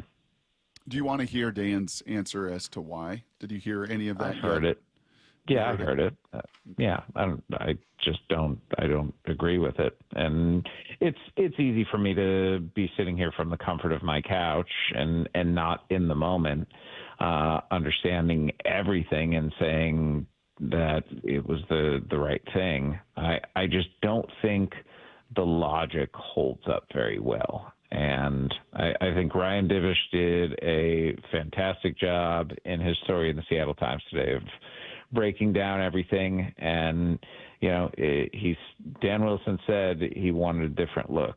And that's fine. I totally understand a different look, but your different look has to be different. It just cannot be the same guy who you've brought in, a guy who, at the end of the day, as much as Edward Bizzardo did this year and as good as he was, you cannot lose a game without your best guy in there. And that's what the Mariners did, plain and simple. Yeah, so I agree with a lot of that, and we've been having some of that conversation here this morning. Let's try to play devil's advocate for a moment. I'll take the other side. Bear in mind that I've kind of been saying exactly what you've been saying this morning, but let me play the other side. Is it possible that some of those other arms weren't in as good a shape heading into that you're looking at it and you get your report from the bullpen and they say, hey, Munoz may not have pitched yesterday, but he's throwing 96 and he's not going to is it possible that they have some more information that we don't? Absolutely, it's possible. That being said, in no universe do I look at a good Edward Bizzardo on the same level as an okay Andres Munoz. I'm always going to go with the guy who has been there in the toughest situations in the past. And I just say, look, if Andres Munoz comes in and does what he did in the 8th inning, gives up back-to-back singles. The game is tied. There are still runners on first and third. It's a hairy situation at this point. But at least you went down with your best guy pitching in the most important spot. That, to me, is the most egregious part of this whole thing. It's that when you were presented with a scenario that could make or break your season, you did not go with a guy who you want to be in there when your season can be made or broken. Is it possible that decision was not just Dan's? Who else's would it be? We hear a lot going into these games that this is the way it's going to be set up and this is the way these pockets are going to go and this is, the direction I want you to go and making some of those decisions. Is it possible that it is an organizational decision at that point? Yeah, I suppose so. I don't know that for certain, but the organization relies on the manager to make the best decision in a particular moment. And the manager needs support. He needs support from Maniac, his bench coach. He needs support from Pete Woodworth. He needs support from Trent Blank, the pitching coach and pitching strategist. Like, all of them have ideas. And, I don't know how much Dan Wilson is listening or taking into account those ideas, but there need to be voices there that make the best decisions. And it's hard. Like, it's really hard in the moment to know and to understand what the right thing to do is. This one didn't seem very hard to me. You know what this comes down to, Jeff? It's a term that we use in football a lot, and this is where I do think the two sports intersect. They don't many times. They're totally different XY axis, but this would be the middle point of it. Everything I hear you saying. And I've said this myself, as many analysts do up in the booth in big moments. Players, not place. Players, not place. Don't give me the cutest little scheme. Don't give me what you think is the greatest play in the world. Get the ball to my best player in this moment. And I think I hear you saying that pretty clearly here with Munoz. Yeah, I think that covers it perfectly, actually. And that's the hardest part of this whole thing to reconcile. It is going to be an eternal what if. What if Munoz came into that game, punched out George Springer, got out of the situation, or even, hell, he gave up a single, and it's tied, and there's still life. And this team that went 15 innings the last time that it needed to win a game has has the chance to do that again and knows what that feels like. It's different playing from behind. I'll say that much. When you have 6 outs left and you have a run to score, the pressure is on every single pitch. And we saw it in the 9th inning. I mean, Jeff Hoffman, who had thrown 35 pitches the day before and who was back out there in the highest leverage moment, struck out the side. And you just don't see the Mariners, especially the guys who punched out. Leo Rivas does not strike out a lot. I suppose he did yesterday, but Julio Rodriguez does. But man, the pitches that he was swinging out there, it was a really, especially with Cal Raleigh on deck, it was a really unfortunate way to end the season, because all he had to do was take, and suddenly there's base runner there, and you have no idea what's going to happen, but the guy that you want at the plate is going to be the one who's coming up. Yeah, it's a tough one, and I would, it's hard to kill Julio after the game. I mean, he was half the reason they had those runs with the double and the home run. I was going to say, I don't sit here and blame Julio Rodriguez for this. Julio, if you go and look at this series, guys, Julio Rodriguez, Cal Raleigh, and Josh Naylor were all awesome. Yep.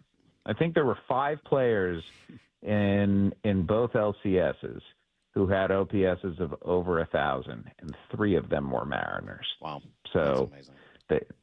they got production out of their best players, and you love to see that, but they did not with the other role players, right? I mean, that's the thing about Toronto is, my goodness gracious, their role players stepped up. The Mariners role players did not. They're so deep, and it's guys like Ernie Clement who can get you to World Series as much as the Julio Rodriguez's and Cal Raleigh's of the world. It's Nathan Lucas, and it's just 1 through 9 what the Blue Jays have. It's really impressive, and you guys saw it. The way they put the ball in play, man. It's a thing, and I think it's a thing to the extent that it scares the Dodgers a little bit. And I'm not sure how much of what the Mariners do would have scared the Dodgers. Maybe the capability of their starting pitching. Certainly the Raleigh Rodriguez combination at the top of the lineup. Those things would have gone a long way, but. The Blue Jays, they play wonderful fundamental baseball. They catch it, they put the ball in play, and they've got thunder in the bats. And it's a pretty rare combination of skills, actually, that they have, and the reason that today they are the American League champions. It's funny, and looking at some of the guys, I was saying this earlier, at the bottom of the lineup, they're 7-8-9 versus the Mariners 7-8-9 during the regular season. Mariners guys had better numbers. Better OPS plus across the board. All 3 Mariners had higher OPS than all 3 of the Blue Jays guys, but obviously did not look that way here in the ALCS. So help me with something, Jeff. Brock will tell you, my wife will tell you, I'm a verbal processor. So sometimes I need to talk through ideas in order to get to a conclusion. So as you were talking and throughout the morning this morning, it's kind of gotten me thinking about something. So help me kind of work through this. You said about the decision to go to Bizzardo that it was a move that would have been made 10 or 15 years ago. I tend to agree with you. As I think about the Mariners and a lot of their philosophy, I wonder if I'm watching a team that is caught in between modern and older philosophies and trying to find the right balance between them.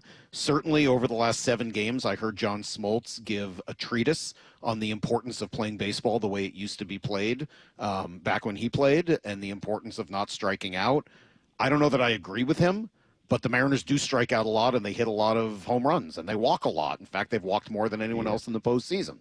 But there's this idea that, hey, they bunted in the 2nd inning. That to me is a version of baseball from the 1980s, but you're putting that in, and if you're doing it all the time and you've got the right players to do it, I guess I understand, but they don't. They've got players that are built more towards the 3 true outcome deal. You've got, trying to determine in some games it was take the pitcher out quickly, and that's what they did in this one with the starter who comes out after 4 innings. but then you don't play it in the modern way later. You go back to an older philosophy of bringing in Bizzardo rather than Munoz or Miller or whatever other option you want to go to. Is there some friction point here between old and new philosophies? I think that there can be a marriage of it, Mike. I don't think that there necessarily has to be we are going to fully invest in this new way of thinking, or we are going to fully go to the old. Like the blend of the two, I didn't find the bunt to be particularly egregious. I thought it was going to be a low-scoring game, right? My prediction going into the game was Mariners 3, Blue Jays 2.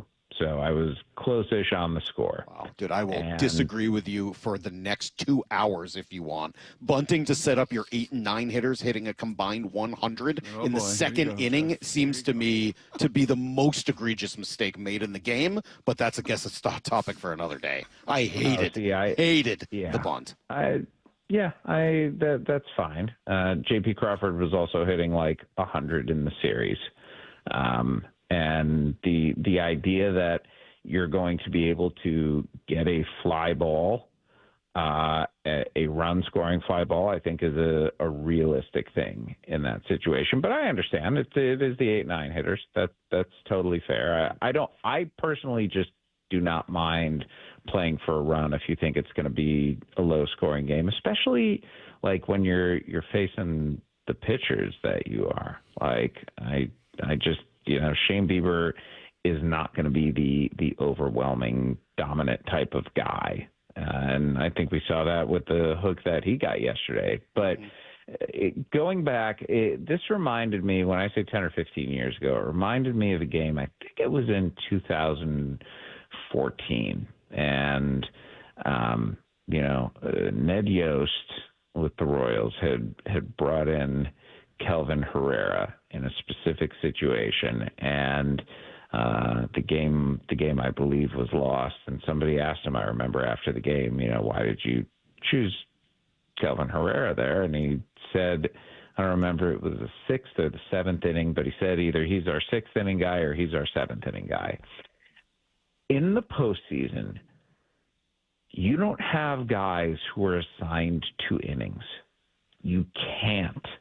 You have to look at the game as if there are 27 outs, and depending on the situation, those outs are going to be worth more or less. They are going to be of higher or lower value, and you're never going to get a higher value point than having both runners to tie the game on base and the winning run, or the go-ahead run, rather, at the plate.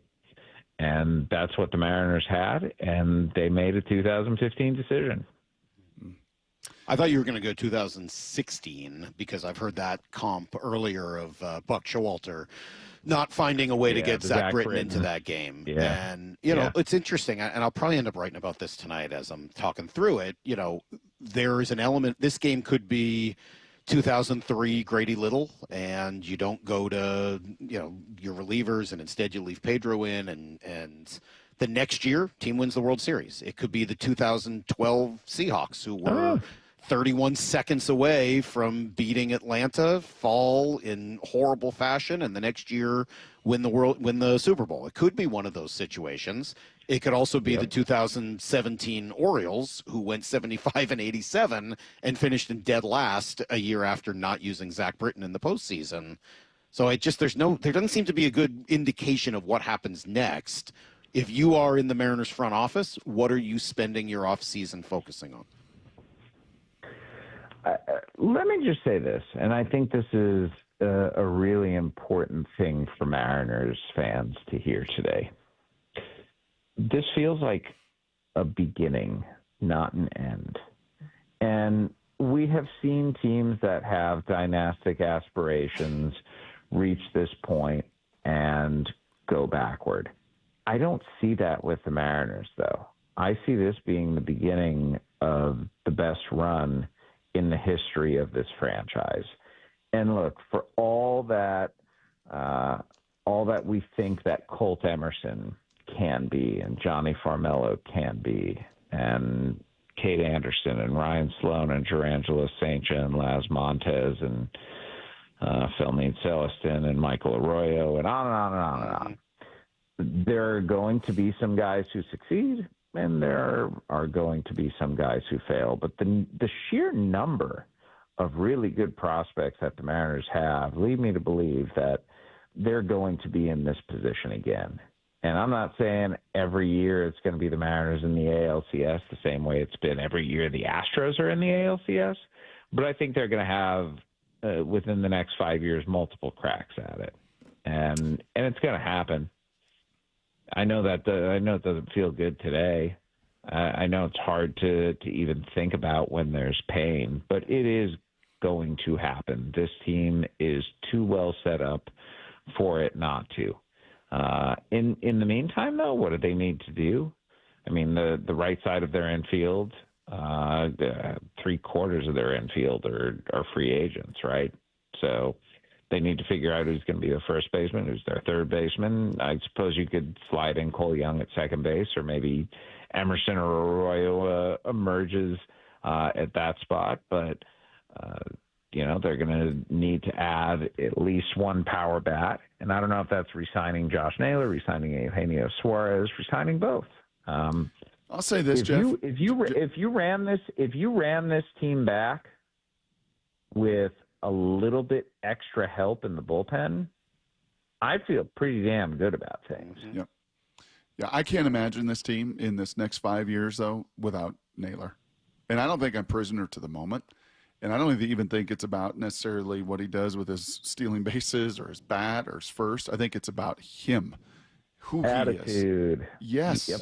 Yeah, I can't. Yeah. I don't want to imagine, honestly. I don't want to. Polanco, that would sting a little bit. Suarez, beloved. But, this is baseball, and you got reinforcements coming. I cannot imagine, Jeff, watching every game as passionately as we watch these games here, and what that dude meant over the final 60 games. I just can't imagine what this looks like, because they don't have anybody in the system like him that's coming up as a first baseman or anything. And I don't want to imagine what this team looks like without him. Yeah, and it's going to cost, but the Mariners have room to pay. Yep. And I am with you wholeheartedly. He has fit hand in glove good with this team, and the skill set aligns with what the Mariners need. The position aligns with what the Mariners need. More than that, though, the attitude does. And Josh Naylor, to anyone who's watching him, is not rooting for the team whose uniform he's wearing, can be a tired act. But when he's one of those guys who, when he's on your team, damn, are you glad he is on your team? You told us a couple weeks ago that this World Series could be a referendum on baseball. The people will be watching it with the Milwaukee payroll and the Dodgers payroll, and you end up looking up and what the Dodgers' biggest payroll in the NL, or the Blue Jays' the highest payroll in the American League. I mean, it's 250 something. They're not the highest. I think they're second. Okay. Does that resonate? Is that going to be a conversation point? Is that going to be a sticky, contentious point for baseball at large, that these two immensely high payroll teams are the two left standing? I think more so if the Dodgers win. I mean, if the Blue Jays win, it's the first time the franchise has won a World Series in 32 years. Like, that's what you're looking for. And the fact that they're there now, the first time they've been there, just adds another team to the ledger in the argument that the union makes, which I think is a fairly sound argument, which is that a lot of teams have made it to the World Series in spite of the Dodgers, seemingly monopolizing the National League in recent years. So, yeah, it's going to be there, and the payroll issue is always part of this conversation. But I think the Dodgers winning it, becoming the first team in Major League Baseball in a quarter century to go back-to-back, and doing so with $500 million spent on players, in a time where there are some organizations that have $75 million payrolls, when in the NLCS they faced a Milwaukee team that had a payroll a quarter of their size, in the World Series even, where Toronto is about half as much. Like there's a distinct difference. It's a lot, and the part of it, I think the part of it for fans that's most frustrating is that by and large the Dodgers haven't spent any completely frivolous money. Now, Michael Conforto, not good. Tanner Scott, not good. Those are two guys who are making $18 million a year. If the Mariners ever signed someone for $18 million and he performed as poorly as Conforto or Scott has to this point, it would be an absolute outrage. I mean, the $15.5 million they spent on Mitch Haniger not to play this year would probably come into. Hey, real quick, last thing, and I know we have to go, you have to go. So this is a 10-second answer. Just since you were talking about this, did the Blue Jays beat the Mariners because of a higher payroll? No. I didn't feel that way either, but I get a lot of criticism for not feeling that way, so I was curious what you think. I'll say this, man. Not when it was Barger and Clement and those guys doing damage at the bottom, right? If they get to the Dodgers bullpen, man, these Blue Jays freaking hit. They can hit. Yeah, they do. Yes, they do. And it for Fox's hope, they hope it's a legitimate series, and we'll see if they can get to that bullpen and make them pay. All right, Jeffrey. Last night. Thanks, man. We appreciate it. I don't know if we get to talk or not next week. Hopefully we do, but this has been just, again, bottom of the heart, legitimate, pure, huge thank you for all of the hits over the course of the season. It just makes going through the baseball season so much more fun and so much more interesting. Love talking to you, love debating with you, love listening to you, love learning from you, and I think I speak for all of us when I just give you a big hearty thank you. Goes both ways. This is one of my favorite things to do on the job, and I appreciate you guys letting me up every week. It's pretty awesome. All right, Jeffrey, thank you. Hopefully we'll talk next week, but we'll discuss off air. Brock, you and I got to take a quick break. We will come right back. We got Mike Macdonald coming up in a little over a half hour. It's Brock and Salk, Seattle Sports on 710. Be the first to hear from Seahawks head coach Mike Macdonald the morning after every game on the Mike Macdonald Show. Good morning, Coach. How are you? This thing on? On and ready for you. The morning after every Seahawks game at 9:30 with Brock and Salk. Being in front of the 12s is going to be a lot of fun. Trying to bring everybody together so we can push in the same direction. Get the podcast on the Seattle Sports app and seattlesports.com. It's the Mike Macdonald Show, only on Seattle Sports, the home of the Seahawks. As a quarterback, you cannot run a winning play with a messy playbook. And most companies' data, well, it's a mess. AI is changing the game, but if your data is scattered, you're stuck on the sidelines. Brock Heward here, and this is where my friends at Marquee Data come in. They get your data in shape, clean, connected, ready to perform, so you can finally put AI to work for your business. Whether sales, finance, or operations, every smart move starts with the right data. So head to mydataqb.com to draw up your game-winning data play today. That's Marquee Data or mydataqb.com. Hey, it's John Curley with some great news. If your home's heating or cooling is uneven, noisy, or expensive, listen up. The Quilt Ductless Heat Pump System from Home Comfort Lines is changing the game. It gives you room-by-room control and next-gen efficiency, so you're only heating where you need it. That means real comfort and real savings, and every Quilt system qualifies for max tax credits. Trusted for 50 years. Call the comfort people today at HomeComfortAlliance.com. After years of football and the injuries that go with it, my first thought was always go get surgery. Hey, it's Dave Wyman, but after a consultation with Dr. Mark Wagner, MD at Seattle Sports and Regenerative Medicine, my eyes were open to an alternative to surgery, and I'm talking about stem cell therapy. Well, and my buddy and co-host Bob Stelton, also in pain, and decided to go see Dr. Wagner. I had a hip issue from 14 years of jiu-jitsu. How's the pain now? Everything I did before, I can do just as well. Hitting the heavy bag, sparring, rolling, all of that is back in play. This whole thing has been such a pleasant surprise because I really was of the mindset, I'm going to have to go under the knife. I'm going to have to get surgery. And this really saved me from that. I could not be happier with the results. Whether it's a hip like Bob had, a shoulder, a knee, a wrist, an ankle, before you choose surgery, consider stem cell therapy with Dr. Mark Wagner, MD at Seattle Sports and Regenerative Medicine. Do it. You will not regret it. Hey, get the facts, hear from all the patients I've talked to, and schedule your consultation at drmarkwagnermd.com. The playoffs are here, and Toyota of Kirkland and Toyota of Renton are bringing the heat with a rotation that's built to win. The Gas RAV4, built for every inning of Northwest life. Or go versatile with the hybrid RAV4. The Tacoma, tough, dependable, and always clutch. And now, stepping up, the all-new 2026 Toyota Tundra. Redesigned, powerful, and built for big moments. Whether you're in the north or the south, they've got you covered. Visit ToyotaKirkland.com and ToyotaRenton.com and get your championship ride.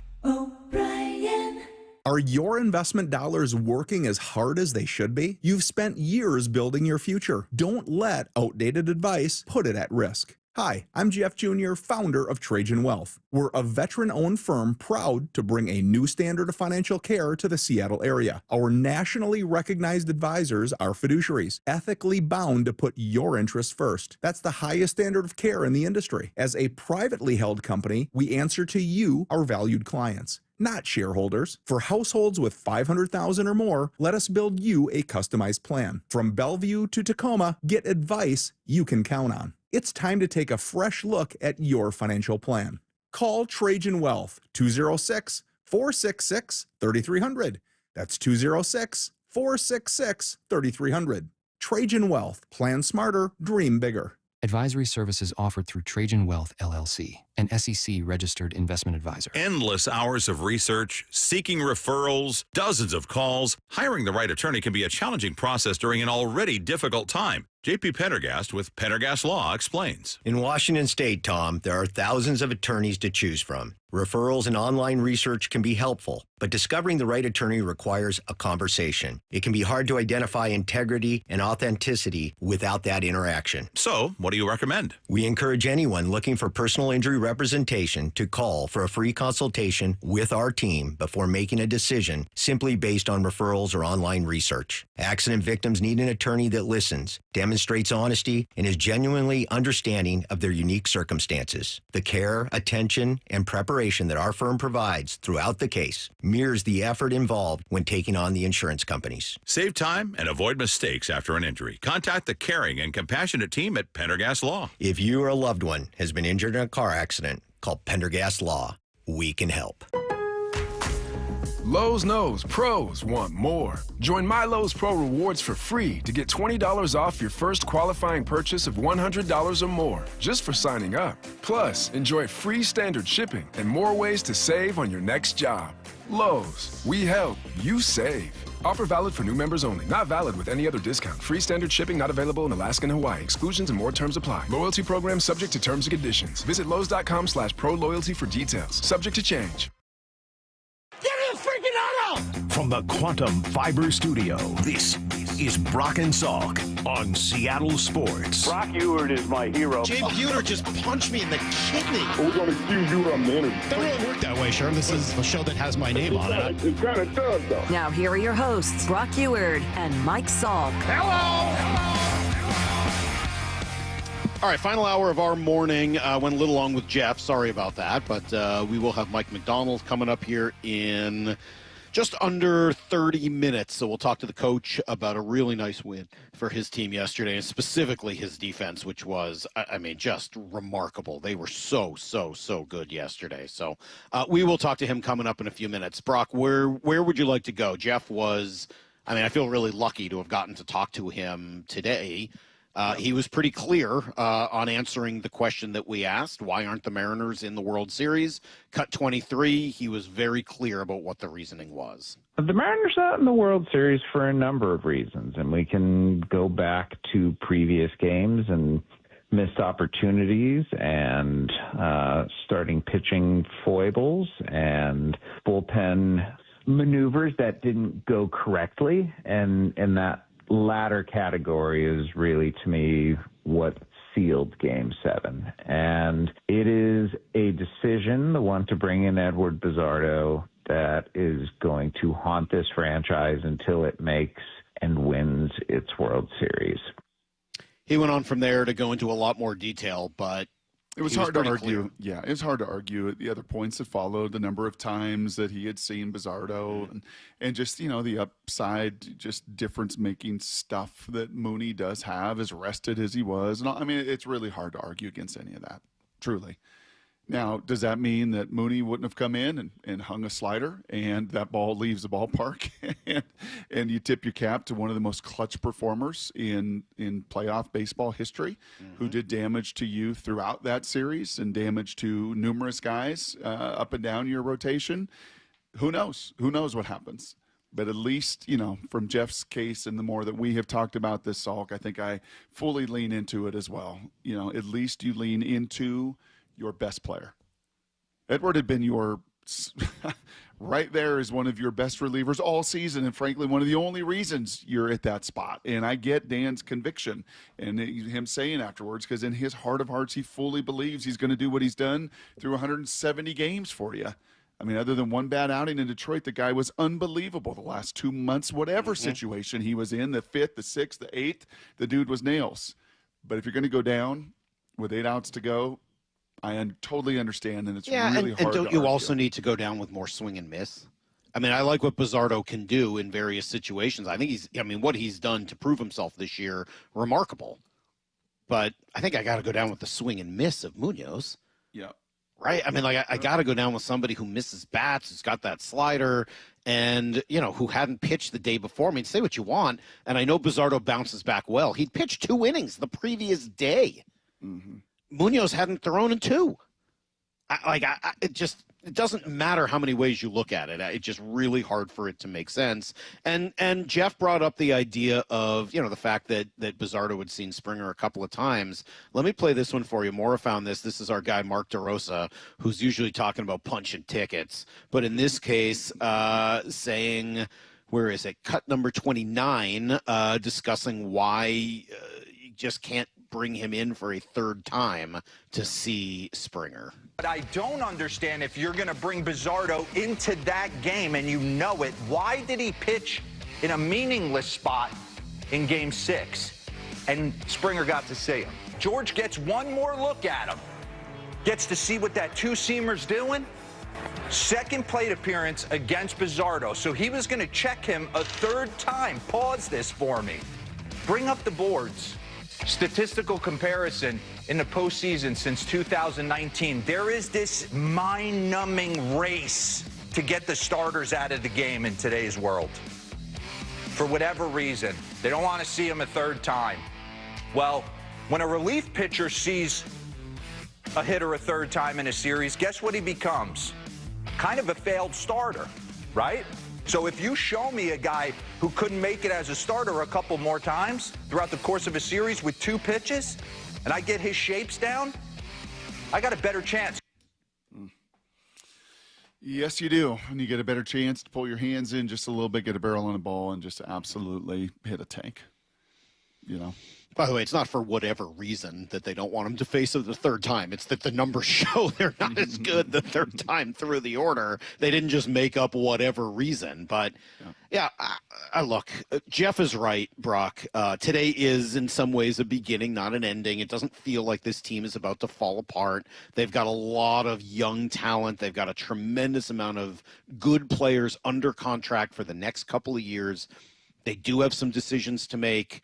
They do have some money coming off the books as well, including both Mitches, who combined for, I think it's $32 million together.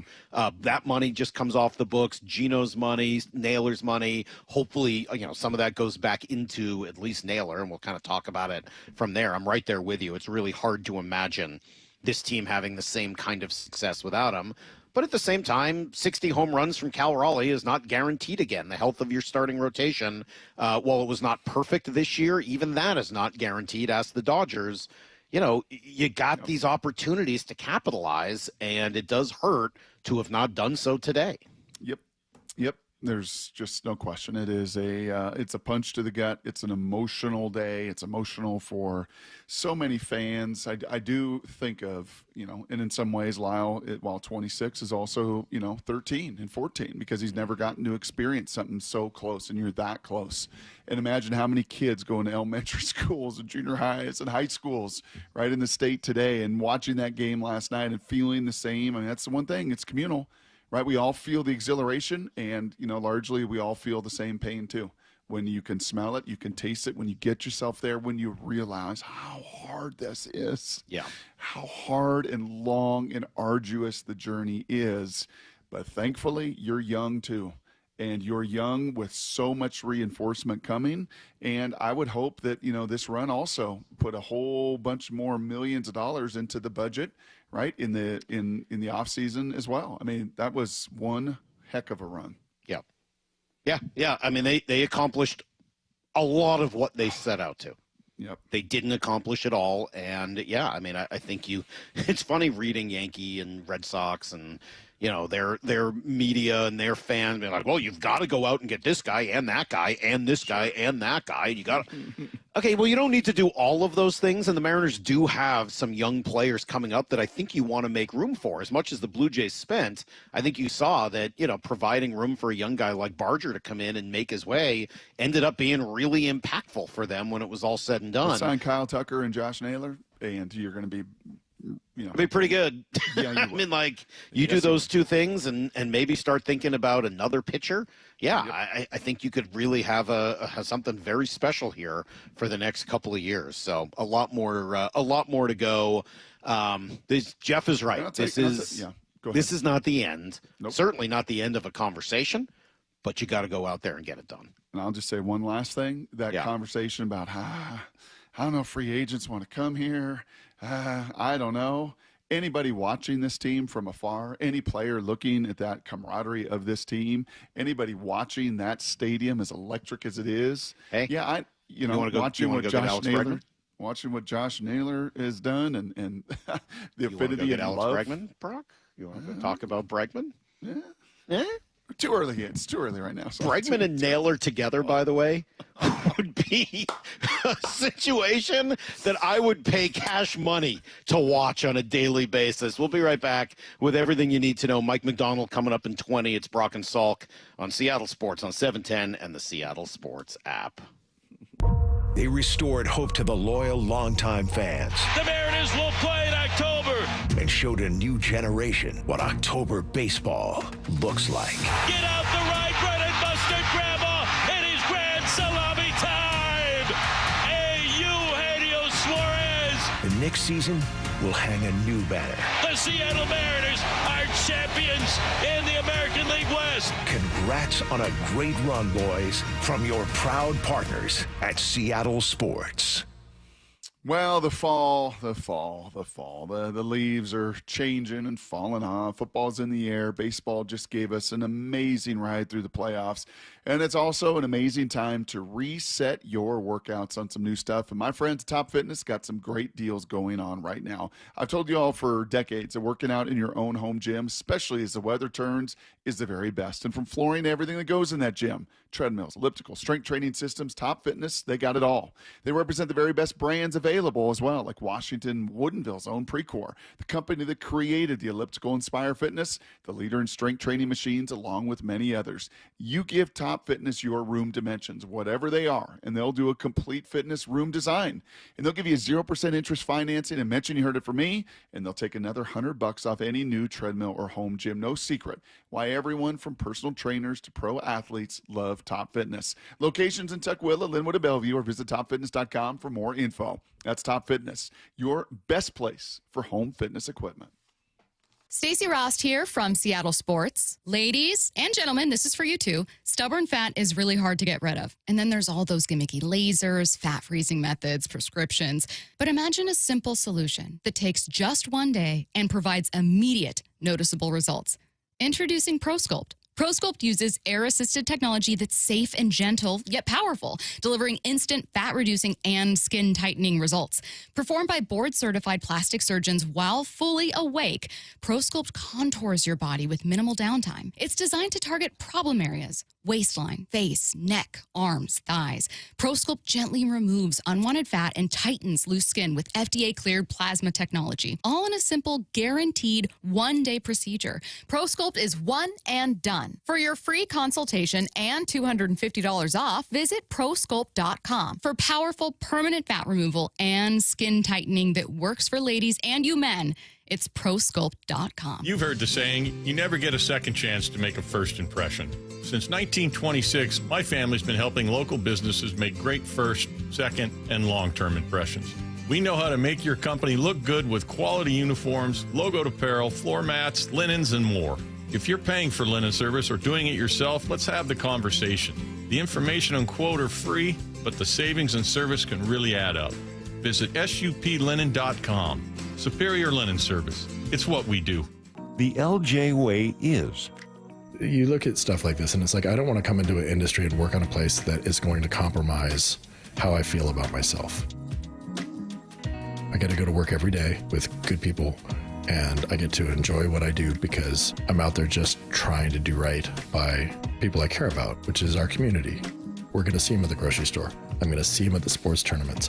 Two friends of our daughters came in last night just on the lot, didn't know I was there. And it was cool because you got to take them through and they're going to buy a car for their first driver and a car for their kid going to school soon. These are the people that you're going to work with. And so you better make sure that your laundry's clean. I don't think Lee Johnson specifically, right, Speedway Chevrolet, where I'm at, I don't think they've ever had a problem with the community of being able to stand up and look them in the eye and know that they did their job well. The LJ way is the Lee Johnson Auto family. Want more Seahawks content? Join me, G. Scott, on The Reset. New episodes of the podcast every Monday and Thursday on YouTube or on the Seattle Sports app. I saw her texting, coming up to a stop sign, and so I saw the accident coming, and she T-boned us. In the blink of an eye, Crystal's life changed when she suffered a severe spinal injury. The pain was something I had never experienced before in my neck. I got massage therapy. I saw a chiropractor. I was prescribed muscle relaxers so I could sleep. I got depressed. Nothing was relieving the pain. Drugs, sleepless nights, and depression. Sound familiar? I'm Dr. Mark Shelley, a chiropractic physician and board-certified functional neurologist. At Sound Pain Solutions, our treatments include high-dose laser combined with spinal decompression and other comprehensive therapies to rehabilitate damaged discs. We use treatments that are non-surgical, FDA-cleared, drug and pain-free. I was able to get off my pain medicines, and I was able to sleep through the night, and that was what I was desperate for. To learn if you're a candidate for our treatment, call us. Sound Pain Solutions. 855-996-0025 or click soundpainsolutions.com. If you're 55 or older and into that whole saving money thing, T-Mobile has an exclusive phone and internet bundle just for you. Right now, get 2 unlimited phone lines plus 5G home internet for just $30 each per month with autopay, plus taxes and fees. And with 5G home internet, setup is easy with just 1 cord and no technician needed, which is great if you're also into that whole keeping it simple thing. Switch now and experience the best mobile network in the U.S. Visit your local store to start saving. T-Mobile, it's better over here. Based on analysis by Ookla Speed Test Intelligence data Q4 2024 to Q1 2025, Ookla trademarks used under license. Unlimited on our network. Customers on voice plan may know the speeds lowered by other customers and further reduction if using more than 50 gigs a month due to data prioritization. Video streams and SD on this plan. Home internet pricing after $20 a month in bill credit plus $5 per line without autopay. Debit or bank account required. See 5G device coverage and access details at T-Mobile.com. Need to know. 15 minutes past every hour with Brock and Salk. Here's what you need to know. Up first. Well, unfortunately, a rough day here in Seattle. What could have been one of the great opportunities slips through the fingers. Mariners lead 3-1, bottom of the 7th, 9 outs away. Brian Wu gives up a walk and then a hit, and then they sack bunt, and then they bring in Bizzardo, and then unfortunately it just all goes from there. George Springer, a 3-run shot, one that you'll remember unfortunately forever, and not for the good reasons, as the Mariners end up falling 4-3. Julio, of course it would have to end too, with Julio swinging and missing on 3 pitches that were all outside the zone with Cal in the on-deck circle. I would have loved to have seen what would have happened. If Julio could have laid off the last pitch, I'm not blaming the guy. Hoffman was really good, had his good stuff. Julio had 2 enormous hits early in the game. He's not the reason they lost at all. But I really would have liked to have seen Cal come up with a man on first and 2 outs, and just to see what would have happened. Right. He could have struck out on a slider as well. I mean, you never know. And just like you never know what would have happened if you go to Munoz, who is rested, who is fresh, who is your best guy in your highest leverage moments, and you don't know those things. But what you do know is they executed, man. Springer executed. Not only was it Bizzardo in there, he's got to go then do the damage with it and not just get a base hit. He's got to take one out of the yard, which really, really You know what it kind of felt like, though, Brock? I think it felt defensive bringing in Bizzardo as opposed to looking for an opportunity to get your weapons into the game pitching-wise. Where can I find a spot to get Munoz into the game where he can neutralize your best? Where can I find a spot for Bryce Miller? And you said this to Jeff earlier as you were talking, sorry to cut you off, but like this is the yin and the yang, right? Because it was aggressive to get to Wu in the fifth there, right? Yeah. To use him. And I love that. Yes. But it's hard to do one and not the other. Like, it felt like it was a little disjointed, maybe, in terms of the philosophy. Regardless, it was a great season, and there is a lot of positives to take out of it, or there are a lot of positives. Dan Wilson here in Cut 6, I thought did a nice job of putting everything into context. You know, it's very, very mixed. You know, disappointed, obviously, frustrated, but, you know, incredibly proud of what those guys have done. Incredibly proud of what they've done all season long. And the team that's in there, you know, you just can't say enough good things about the way those guys have played. And, you know, when you look at, you know, the pieces that were added, you're grateful to the organization, to Jerry and Justin for putting all of it together. You know, just it was just an outstanding season, a great series here. But you know, it's tough to come up on the short end. They cultivated a care factor that I think was truly unique. Jeff thought the Mariners would win 3-2. I kind of thought they would win 4-3, something like that. That just in the end, that care factor and that brotherhood and that culture would just come through, but it did not. No, it unfortunately did not.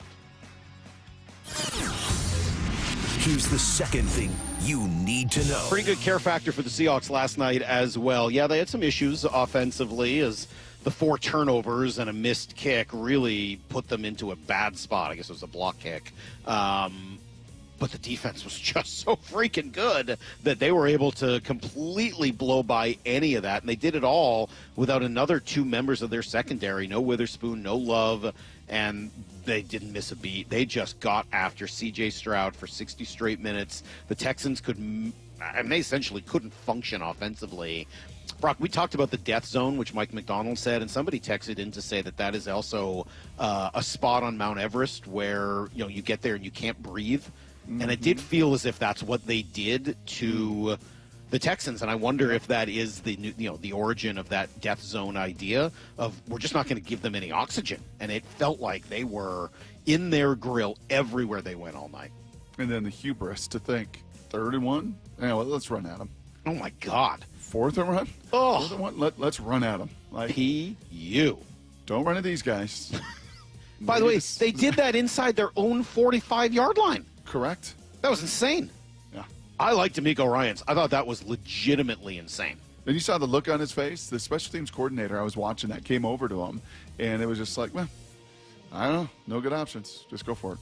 And that play call, that was no good. But that's the bind you put them in, honestly, because as play caller, you're like, well, can I protect anything? Oh, yeah, let's call a pass and a play action and movement. They're going to have penetration. Try. You got to at least try. You can't run on them there inside your own 45. There was so much time left. Just punt the damn ball. What are you doing? That was really odd. Here's the third thing you need to know. Finally, Kraken lose. They play again this afternoon, and the Lions blew out the Bucs. That's enough. That's everything you need to know. Is that your hat, by the way? Is that Salk's hat? Jimmy Lake's hat was run the ball. Is yours punt the ball? Not always, but inside your own 45 with like 8 minutes left against a defense that you can't beat? And an I thought offense that was very strange. Giving you a lot of opportunity. You were going to, if you're Houston, you had a better chance of your defense being on the field. No, I don't scoring, mind. Sacking, making plays. I like some of the revolution of going for it on 4th down, especially in plus territory.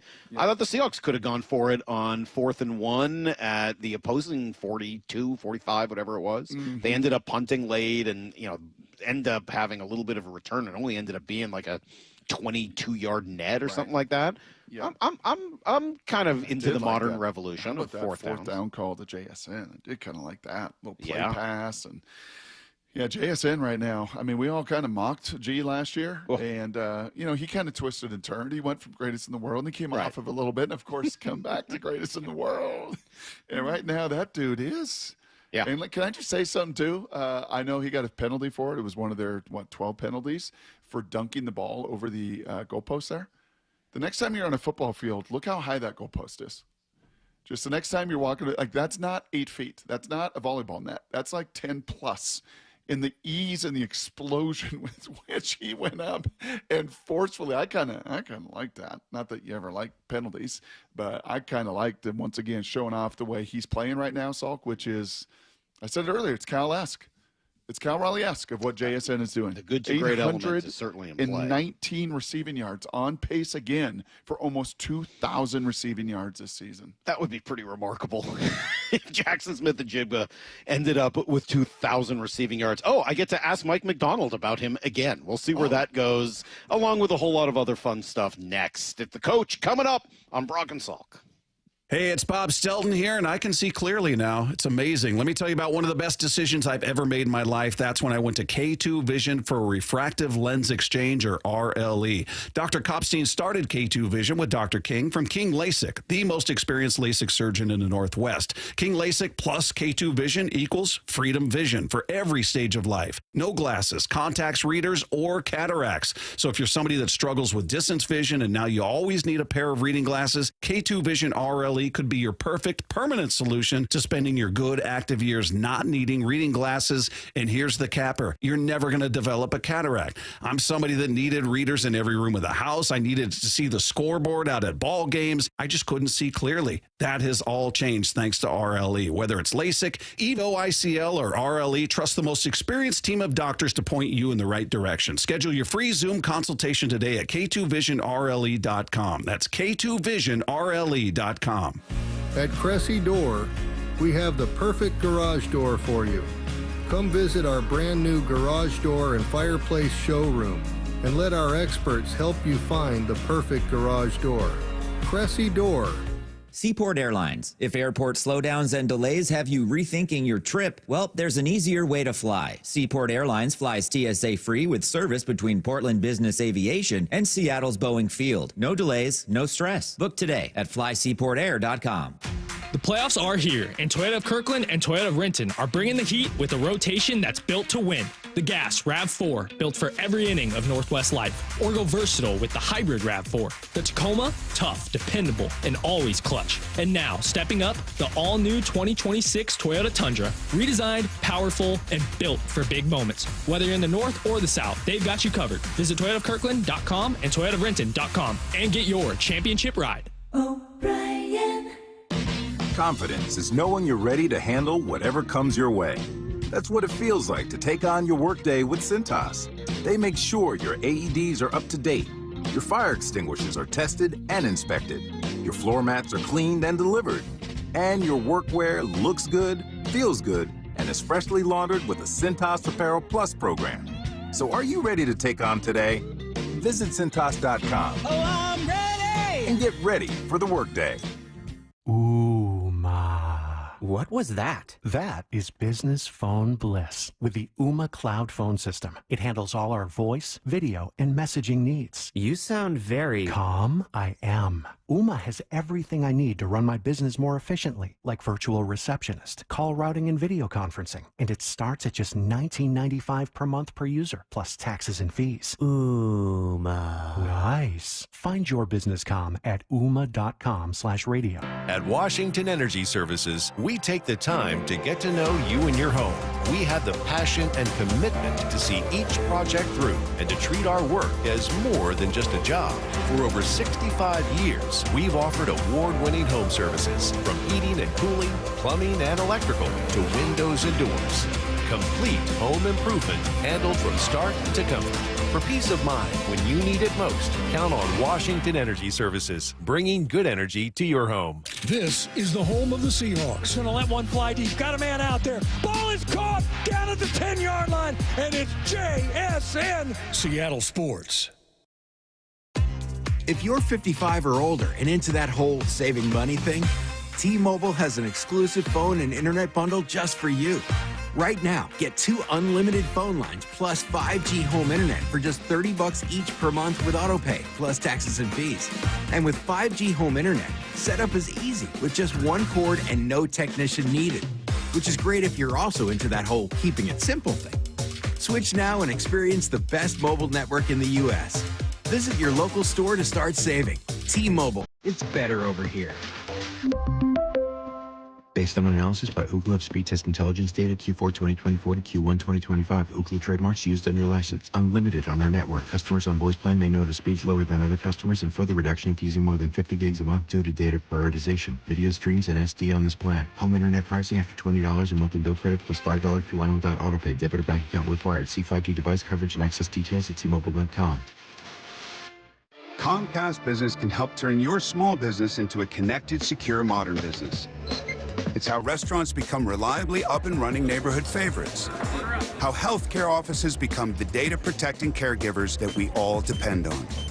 And how wealth management firms become cyber-securing guardians of your information. With reliable connectivity, enhanced cybersecurity, and Wi-Fi backup, your business can stay connected and get threat-ready with Comcast Business. Powering possibilities. Now through November 16th, new Comcast Business customers can get started with 150 megabit internet plus security for $59.99 a month for 12 months with a 2-year agreement. Plus, ask how to get a $500 prepaid card on a qualifying gig package. Call today. Restrictions apply. Requires enrollment in paperless billing and autopay with bank account. Early termination fee applies. Equipment, taxes, and fees extra. From the Quantum Fiber Studio, you're listening to Brock and Salk. Weekdays 6 to 10. On Seattle Sports and 97.3 FM HD2. Well, good news with all the challenges of what we all saw last night early. How nice to go into the bye week with a great Seahawks win, and excited to sit down with the coach right now and talk about it. This is the Mike Macdonald Show, presented by your local 76 and Conoco stations, exclusively on the home of the Seahawks, Seattle Sports. Coach, good morning. A home win, Monday night, primetime win last night, and the defense sure looked pretty unbelievable. I would imagine a pretty good level of pride this morning in what your defense accomplished? Yeah. Trying to win the game, you know, and we talk about it all the time, like complementary football, picking each other up, staying together, playing our style of ball. You know, I think we've really shifted our focus and focusing on how we play and, you know, trying to make teams respond to us. And the guys did that last night. They did a great job. You were focused on other matters, but let me just thank you as a complimentary sports teammate in Seattle. The Seattle sports fan needed that last night, Mike, after the absolute just gutting in the 7th inning there in Toronto. Yeah. So thank you from all the Seattle sports fans out there for, you know, being a complimentary teammate and finding a way to get it done last night. Yeah, it's a bummer about the Mariners, man. It was a heck of a run. It was a heck of a run. I mean, as a special team, you know, I really thought I really thought we were gonna take care of business and go all the way, but they'll bounce back. They'll be back. It's a great team, man. They got a great core, and I didn't know about the game until I was walking out on the podium after. So it's a bummer to hear that. Yeah. I would imagine a little bit of focus in that moment on the job you have ahead of you. Yeah, you know, you're going into the game. You just I saw it on the big screen, you know, pregame, but that was it. So can I ask you a question? We had our baseball analyst on, great guy. His name's Jeff Passan, super knowledgeable, and actually it was the one place, as I told him last night in the game, where maybe there is a true intersection as a play caller between football and baseball, and that is, and I know I have said this, Mike, in big moments. I know you respect Joel Klatt, and he sure loves you and respects you, and he loves to say this as well. In really big moments, players, not plays. Yep. Do you find yourself, does that go through your mind in really big moments that you found yourself in as a play caller, as a strategist, of players, not plays? the easy thing is to say yes. I mean, and that's what you should do. It is sometimes, I probably have a bad tendency of getting pulled in the other way, but that is definitely the right philosophy. I mean, even like Belichick used to say in one of the books or whatever, he's just, in the most critical times, you go to your most dependable players, So that's always resonated with me too over time, but he's right. Defensively, who is that for you? I mean, I have a pretty good sense. Well, it's a lot of guys. You're thinking of matchups and what you like going into the game and how they respond. And 12 going out of the game last night affected how we were calling some things. So for them, so you got to be able to adjust on the fly. But yeah, we fortunately we have a lot of great players that you can kind of turn to and let them go to work in those times. We've talked a ton about Leonard Williams, and today seems like another good day to do so. We've talked a lot about his athleticism and just the freaky speed, size, combination, strength, all of it. What about his instincts? What should I know about Leonard Williams' instincts on the defensive line on the football field? Yeah, it comes through preparation and experience. I mean, when you say instincts, I also think like DeMarcus Lawrence is a guy that comes at the top of my mind. Just you can't given inputs that offenses give you, they can't once they line up, they can't run every play from that look. By how people line up and how people stand and all the kind of inputs that go into it, you start to whittle down what they can possibly run, and then now you're diagnosing, okay, well, who's going to block me here? How are they going to block me? Okay, I'm going against so and so. He does that like this, so now I'm kind of going to the plan that I've had throughout the whole week, and so it's a lot of processing that has to happen in real time, and that comes with experience. It comes with reps. It comes with prep. It comes with communication with the guys next to you. All that stuff's going on. That's some high-powered stuff. So we have two things we got to ask you about today from your post-game celebration there in the locker room. Salk, you want to take one of them? I'll take the other one. You start. Can you? Language. Yes.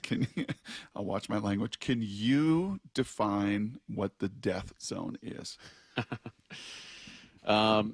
This is something that AD actually started on defense, and I thought it was a great idea on just what your mentality has to be to win in the NFL. There's going to be hard, it's going to be tough situations that you got to play through, and that's how you have to want it. You have to want to be in those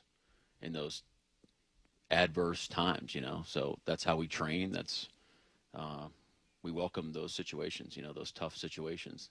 We have periods in practice that we put our guys in. It's just we're trying to make it second nature. So when it happens in the game, it's just this is just how we operate. We knew we had to operate. Look, there was a really good team, and there's going to be hard situations in all three phases last night that we knew we were going to be in, and we needed to be able to win those situations. So, what are mob ties? Why do you ask it like that? Well, I'm curious if you have mafia ties. What do you mean? What are mob ties? It's an acronym. All right. See, there you go, Brock. What is it an acronym for? I can't believe you asked it like that. It's something stupid. I didn't mean it was mob ties. Well, I was more concerned that we were getting into something illegal. Even worse, our players came up with it. Jeez. So now you're insulting our players. Oh, good. Oh, great. Just what I need. Sure Wouldn't be the first time. Yeah. Ex-players especially. No, I mean, look, our guys, they thought it was important to have of how we want to operate and kind of it's our thing, it means something to us. I mean, it's an acronym for mission over other stuff. Okay.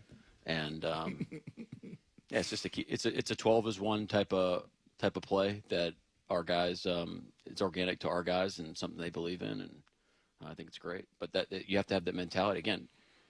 When something isn't when one guy needs to be picked up over another, one phase over another, you got to be able to have that stick togetherness. We haven't always had that here, as me as a head coach, and so it's great that that's where we're at. Can you give me an example last night or two of shocking effort? That just has resonated with me when you shared it with us early this season, and we've done this a few different times. Was there, as you watched the film last night, Jack on your lap hanging out? Well, it's probably too late for that Jack. didn't happen. He was bed. sleeping. Yeah, he's in bed. Yeah, the only person excited to see me last night was my dog Tommy. There you go. As you and Tommy watching the tape. Can you give me a shocking effort or two? Yeah, I think it's the short yardage plays. Our guys just they're going to defend a blade of grass. That's the mentality. They get explosive into the red zone, and we're just scratching and clawing for ops. And then and there's a couple runs again. Look, I love the touchdown run, the first touchdown run to Sharps. There's nothing there, and Brady starts pushing him. The whole crew starts pushing him. Zach's still pushing, and we scored a touchdown. I mean, that is some big time, physical, relentless type football right there that helps you win games. So that was awesome. How as a coach and coordinator, how fun is it to find ways to use a player like Nicky Manwari? It's a lot of look. Yeah, it's a lot of fun. Right now he's playing nickel, and he just he has a he has a mentality of he really cares about executing the right way. I guess is the best way to put it. Mm-hmm. And so that's what makes it fun is the mentality that he has, where it's not just like whatever, I just go do whatever. There's attention to detail. He feels a responsibility to the rest of his teammates to execute, and that's what makes it fun. All the guys when guys have that mentality. I'm thinking of guys like Tayakata coming in, Drake, Chenna, Brandon Peel, all those guys that come in and have that mentality, man. Like those, all our guys are really fun to coach because they have that approach every day. So I guess the other part of that all makes sense. Adding to it though, just some of his versatility, size, speed, combination. Yeah. I mean, like how many different ways can you use a guy like that on the football field? Well, I think we have plenty of room to grow on that front. You have to be careful on how much, you start putting him in 17 positions. I think you start to see some diminishing returns right now, but the curve is there, and we want to be aggressive with it too, especially with us getting healthy in the back end. It's going to be competitive for playtime and stuff. So, that's part of the things that we're going to be doing this week is figuring out, how we're going to play our guys and kind of what the next step is without going crazy. I mean, we've played, basically one personnel group here for 2 weeks in a row. Versus dang near every offensive set, and we've played well, So anytime I gotta save our team from me sometimes, where you say, oh well, we could do this, we could do that, we could do that. Okay, well that sounds great, but how many times are we gonna be able to practice it? Can we get good at it? How are you gonna get it called? How many times are you gonna get it called in a game? Now you got to be right when you call it. There's a little added pressure rather than just keep throwing your fastballs with targeted, curveballs and stuff. So that's all the stuff that goes into it. But yeah, there's definitely room for growth. Mike, I had somebody in the NFL text me this morning who was breaking down the game and said, "Who is Drake Thomas? Who is this little linebacker that is just everywhere? Who is he?" He's everywhere. I've talked about it over the course of this last week, but I really got to give John and our personnel staff a massive shout out because this is a guy who was hurt when we showed up, but analytically, through the scouts' eyes, so to speak, it was all like, hey, this guy's a good football player, man, and then. He hadn't had a chance to get all the reps early with the new coaching staff to kind of prove himself, and they were steadfast in their belief in that he was going to be that he was a good player. And that's from my perspective. That's hard to say. Okay, whatever. But we kind of worked together on it, and we decided that when he came back, he was ready to go, and he was playing good football for us on special teams. But just a determined, really good football player. he does things that a big linebacker does. Like he has power, he has strike, he can't, like he tackles, he can cover in space and like press into people, where sometimes you like guys that are a little shorter, sometimes you worry about that, but like he does those things. He does those things through his ability and like his anticipation. So, yeah, it's pretty cool. It's pretty Similar awesome. size to you? Similar size? No, he's big. He's bigger than I. It's funny, Brock. I was actually thinking the same thing as he was talking about it. I'm like, I wonder if you relate to him a little I've done bit. my body score. I'm carrying a little more fat than Drake is. How Josh Jobe has become one of my favorite guys to watch. It's the feist and the compete level. Yep. How high is his compete level? Super high. Super high. You start to go like the longer you're around the game, you figure out some things that are kind of like really important to certain positions. And if to play corner, especially on our defense, because we try to press so much, you got to be a great competitor, man. And he is. I mean, the guy, he loves to press, and he's really good at it. So the more ways we can get him to go up there and do his thing, the better. I also said, a couple weeks ago that we still weren't talking about Leonard enough. I'll throw another guy out there that maybe we're not talking about enough. You probably are, but maybe you can help us talk a little bit more about him. And that's Jaron Reed, who at his age just seems to be just as good as he's always been. Give me some talking points that I can use down the road here to make sure that we're talking more about what Jaron's doing for the team. Well, first of all, he's a complete D tackle, so he can do everything you have. I mean, it's not like he's not just a third down, 3 technique rush. He can play the A gap when you need him to. He can play he can play all across the front, which gives us some versatility with those guys, which is great. Pass rush wise, also like not only is he a good like one-on-one rusher, he can push the pocket when he gets 2 guys on him, but he's also a good game runner. So like all those things apply. And the thing that sticks out to me is like this guy, he is responsible for like just the attitude of the team going into games on what the standard is, and so he's kind of an enforcer on that level. But obviously the guys love him, and and he's himself, but he's a heck of a leader too. Before Salk tries to craft some new creative JSN question, just to set the table, I got a little deeper one for you. Just hearing you talk earlier about the death zone, hearing you talk about the acronym the players came up with, that MOB, kind of doing this coaching thing certainly at a very, very different level where kids do care. It just strikes me, Mike, and you could say, no, Brock, way wrong on that one. It's always been the same. But I'm curious if cultivating a care factor in today's day and age, with the transactional nature of college football, the transfer portal, even in high school, all of that stuff, how important cultivating a true care factor for one another is. Is it the same today as it was 10, 15, 20 years ago when you got into coaching? Well, I'm probably not the right person to ask on that front. I was coaching at Georgia 10, 15 years ago, coaching high school ball. You're still learning about just like what works and what doesn't back then. Mm-hmm. I did feel like the better teams that I were on early is when you were tighter. When we were disconnected, it felt like something was off. So that was something that's always kind of been in the back of your mind. But I would. It's hard to like compare generations, Brock. I would say it's definitely different, the challenges that you face nowadays versus X amount of years ago. I mean, the landscape is vastly different. I don't know. There's probably, you ask a coach, 20 years ago, I'm sure they said that was just as difficult. They're just probably facing different things. Mm-hmm. But it's critical. I think it's critical. It's a prerequisite to have success, in my opinion. Otherwise, you have no foundation. You have nothing to fall back on. You have nothing to build off of. So, in the NFL, it's hard. There's a lot of stuff going on in the NFL. There's a lot of we have, how many transactions do we have as a football team? A ton a year.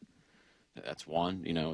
There's it's transient. Guys are in and out. And then there's a ton of money involved. There's a ton of PR involved. Obviously, social media is a big deal. I mean, family. There's a lot of There's a lot of things going on with our guys all the time, and that's probably the biggest challenge we face. But our guys have been awesome. do you have to show them first how much you care in order to get their buy-in and make them care the same amount? I don't mean on purpose, but just sort of demonstrate, hey, I care. I care about you. I care about the team.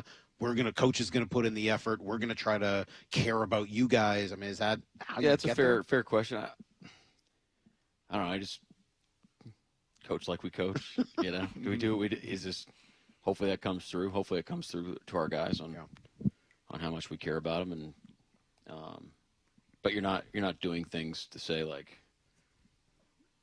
all right, I'm going to show you how much Right, yeah, I get it. It's not something you're doing You're not setting out with that as a mission. Well, like now that I'm thinking about it, it's like, you just got to back up what you say. Like you can't just be full of crap up there, and you got to think out. Okay, well, I'm about to go in front of the team, and I'm about to tell them something.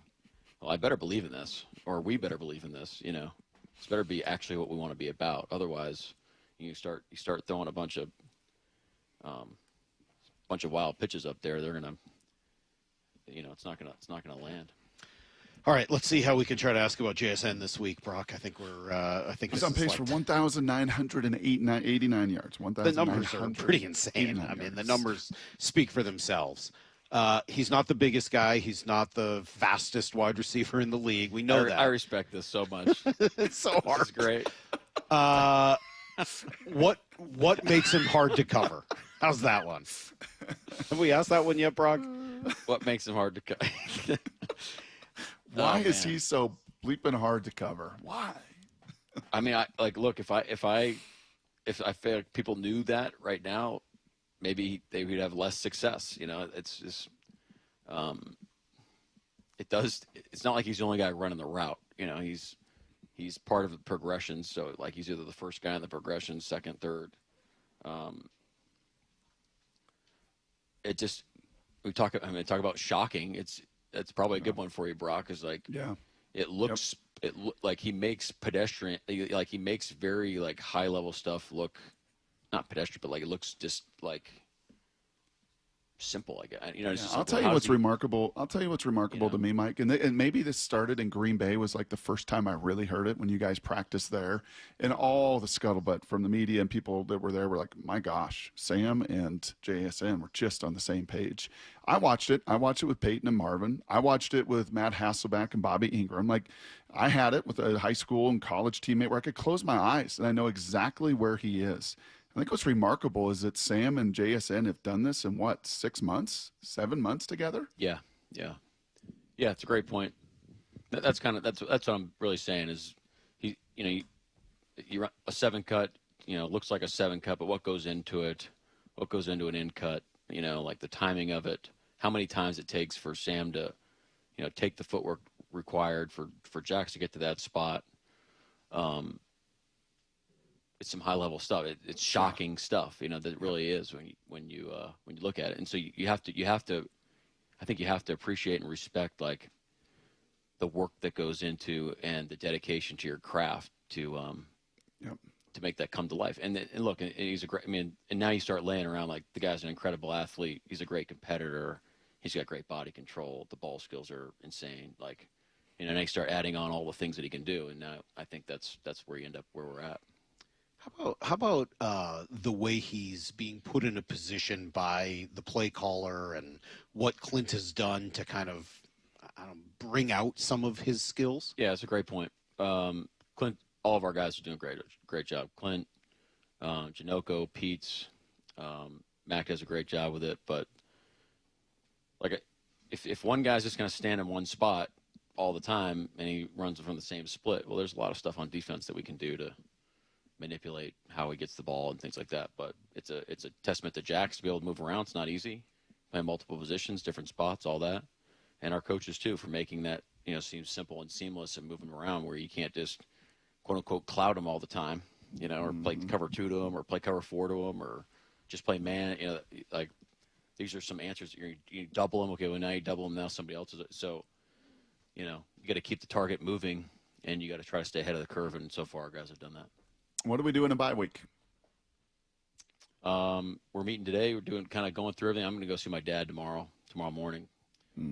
So he's doing good. Awesome. But go visit him and then I'll be working ahead on Self Scout and working on the Commanders. Lots of fun. What do you expect to see in Self Scout? Like, will you watch it and be like, oh man, we did a pretty good job with this, or are you just so focused on the places you can improve that it's hard to even notice some of those? No, it's good. Yeah, you definitely want to build on the positive things. I think it's an opportunity to like narrow the focus, solve some problems. Let's come up with some really cool solutions on how we want to move forward. I think that's fun. Process-wise is also up for grabs. Like, how are we preparing our team? Monday through Saturday, like that's up for discussion. Personnel. How are you utilizing our personnel? Like that'll be interesting. You're gonna have a lot of dudes in the secondary. Yeah, it's a great problem to have. Yeah. No more Cooper Cup passing, probably. Like Dave Pearson's in the room, he would tell you something like that happened. Holmgren's like, we're out. I'm done with that. We're not doing that again. That's out. Is it better for the competition to say that we're not going to do it and then maybe we'll do it, or are we going to say that we will do it and have them not do it? I don't know. Never know. Yeah. We try to send out this tape to all of the opposing coaches. So I'm sure they're listening too. Yeah, I mean them and everyone else. Yeah. That's how we go from 7 to 8 listeners. Coach, thank you, and Brock's right. From everyone in Seattle, thank you for coming up with a win last night. It was a really great defensive effort, man. What the defense did last night was super fun to watch. You guys need to thank our players. Our players are the ones that did it. I'm too busy insulting them, unfortunately. But if I run into one or two, I'll try to thank them. Their creativity. Yeah, and shout out to the 12s. That was an electric atmosphere. Cool. I think our team put on a heck of a thing with all the fireworks and stuff. That was really cool. All right, we got to run. Thank you, Coach. We appreciate it. Have a great bye week, Brock. Of course, we will be back tomorrow morning, 6 a.m. And until then, What are mob ties? See you, everybody. Get to the chopper!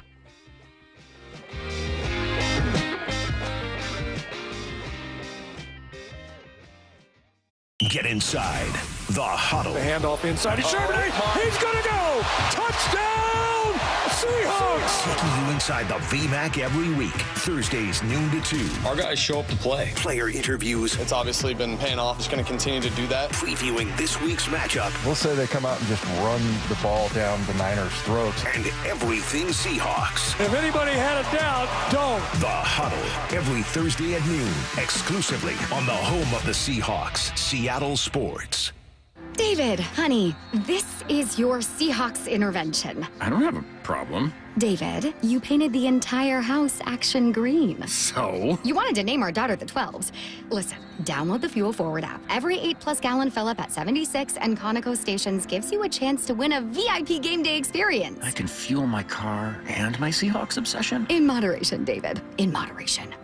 Terms and conditions apply. See official rules at 76.com/Seahawks-rules. Comcast Business can help turn your small business into a connected, secure, modern business. It's how restaurants become reliably up and running neighborhood favorites. How healthcare offices become the data-protecting caregivers that we all depend on. And how wealth management firms become cyber-securing guardians of your information. With reliable connectivity, enhanced cybersecurity, and Wi-Fi backup, your business can stay connected and get threat-ready with Comcast Business. Powering possibilities. Now through November 16th, new Comcast Business customers can get started with 150 megabit internet plus security for $59.99 a month for 12 months with a 2-year agreement. Plus, ask how to get a $500 prepaid card on a qualifying gig package. Call today. Restrictions apply. Requires enrollment in paperless billing and auto pay with bank account. Early termination fee applies. Equipment, taxes, and fees extra. Actual price will depend on product and subscription plan. Featured products are compounded drug products, which the FDA does not approve or verify for safety, effectiveness, or quality. Prescription products require an online consultation with a healthcare provider who will determine if appropriate. See website for details, restrictions, and important safety information. Want a boost in and out of the bedroom? Hims has you covered. Introducing a new 2-in-1 approach to level up your game. Tadalafil for better bedroom performance and zinc for testosterone support. Put it all together and you've got what you need to turn things all the way up. Getting started is simple. Just go to hims.com/joy to start your free online visit. Through Hims, you can access ED treatments including pills, chews, and more. 100% online.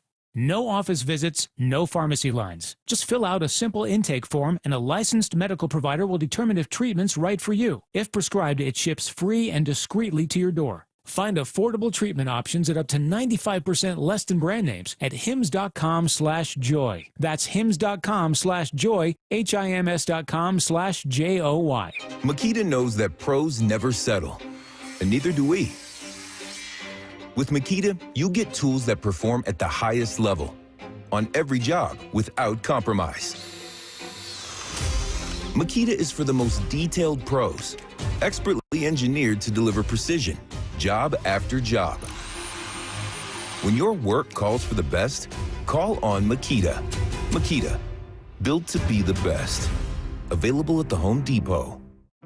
Help DEA keep our communities safe and healthy by participating in National Prescription Drug Take-Back Day, Saturday, October 25th. Take action right in your own home by cleaning out your medicine cabinet of unneeded medications. Keep them safe, clean them out, take them back. Find a collection site near you at DEATakeback.com. Do your part to lower overdose deaths and prevent prescription drug misuse before it starts. That's DEATakeback.com. I love a day on the water with friends, but my moderate to severe plaque psoriasis sometimes holds me back. Now I'm all in with clearer skin thanks to Skyrizi. Risankizumab Riza, a prescription-only 150 milligram injection for adults who are candidates for systemic or phototherapy. Teaching music is my passion, but my active psoriatic arthritis can limit me at times. Now I'm treating my joint symptoms with Skyrizi. With Skyrizi, most people with plaque psoriasis saw 90% clearer skin at 4 months. Or if you are an adult with active psoriatic arthritis, Skyrizi helps you move with less joint pain, stiffness, swelling, and fatigue. Don't use if allergic to Skyrizi. Serious allergic reactions, increased infections, or lower ability to fight them may occur. Before treatment, get checked for infections and tuberculosis. Tell your doctor about any flu-like symptoms or vaccines. There's nothing like clearer skin. There's nothing like better movement, and that means everything. Ask your doctor about Skyrizi. Visit Skyrizi.com or call 1-866-SKYRIZI to learn more.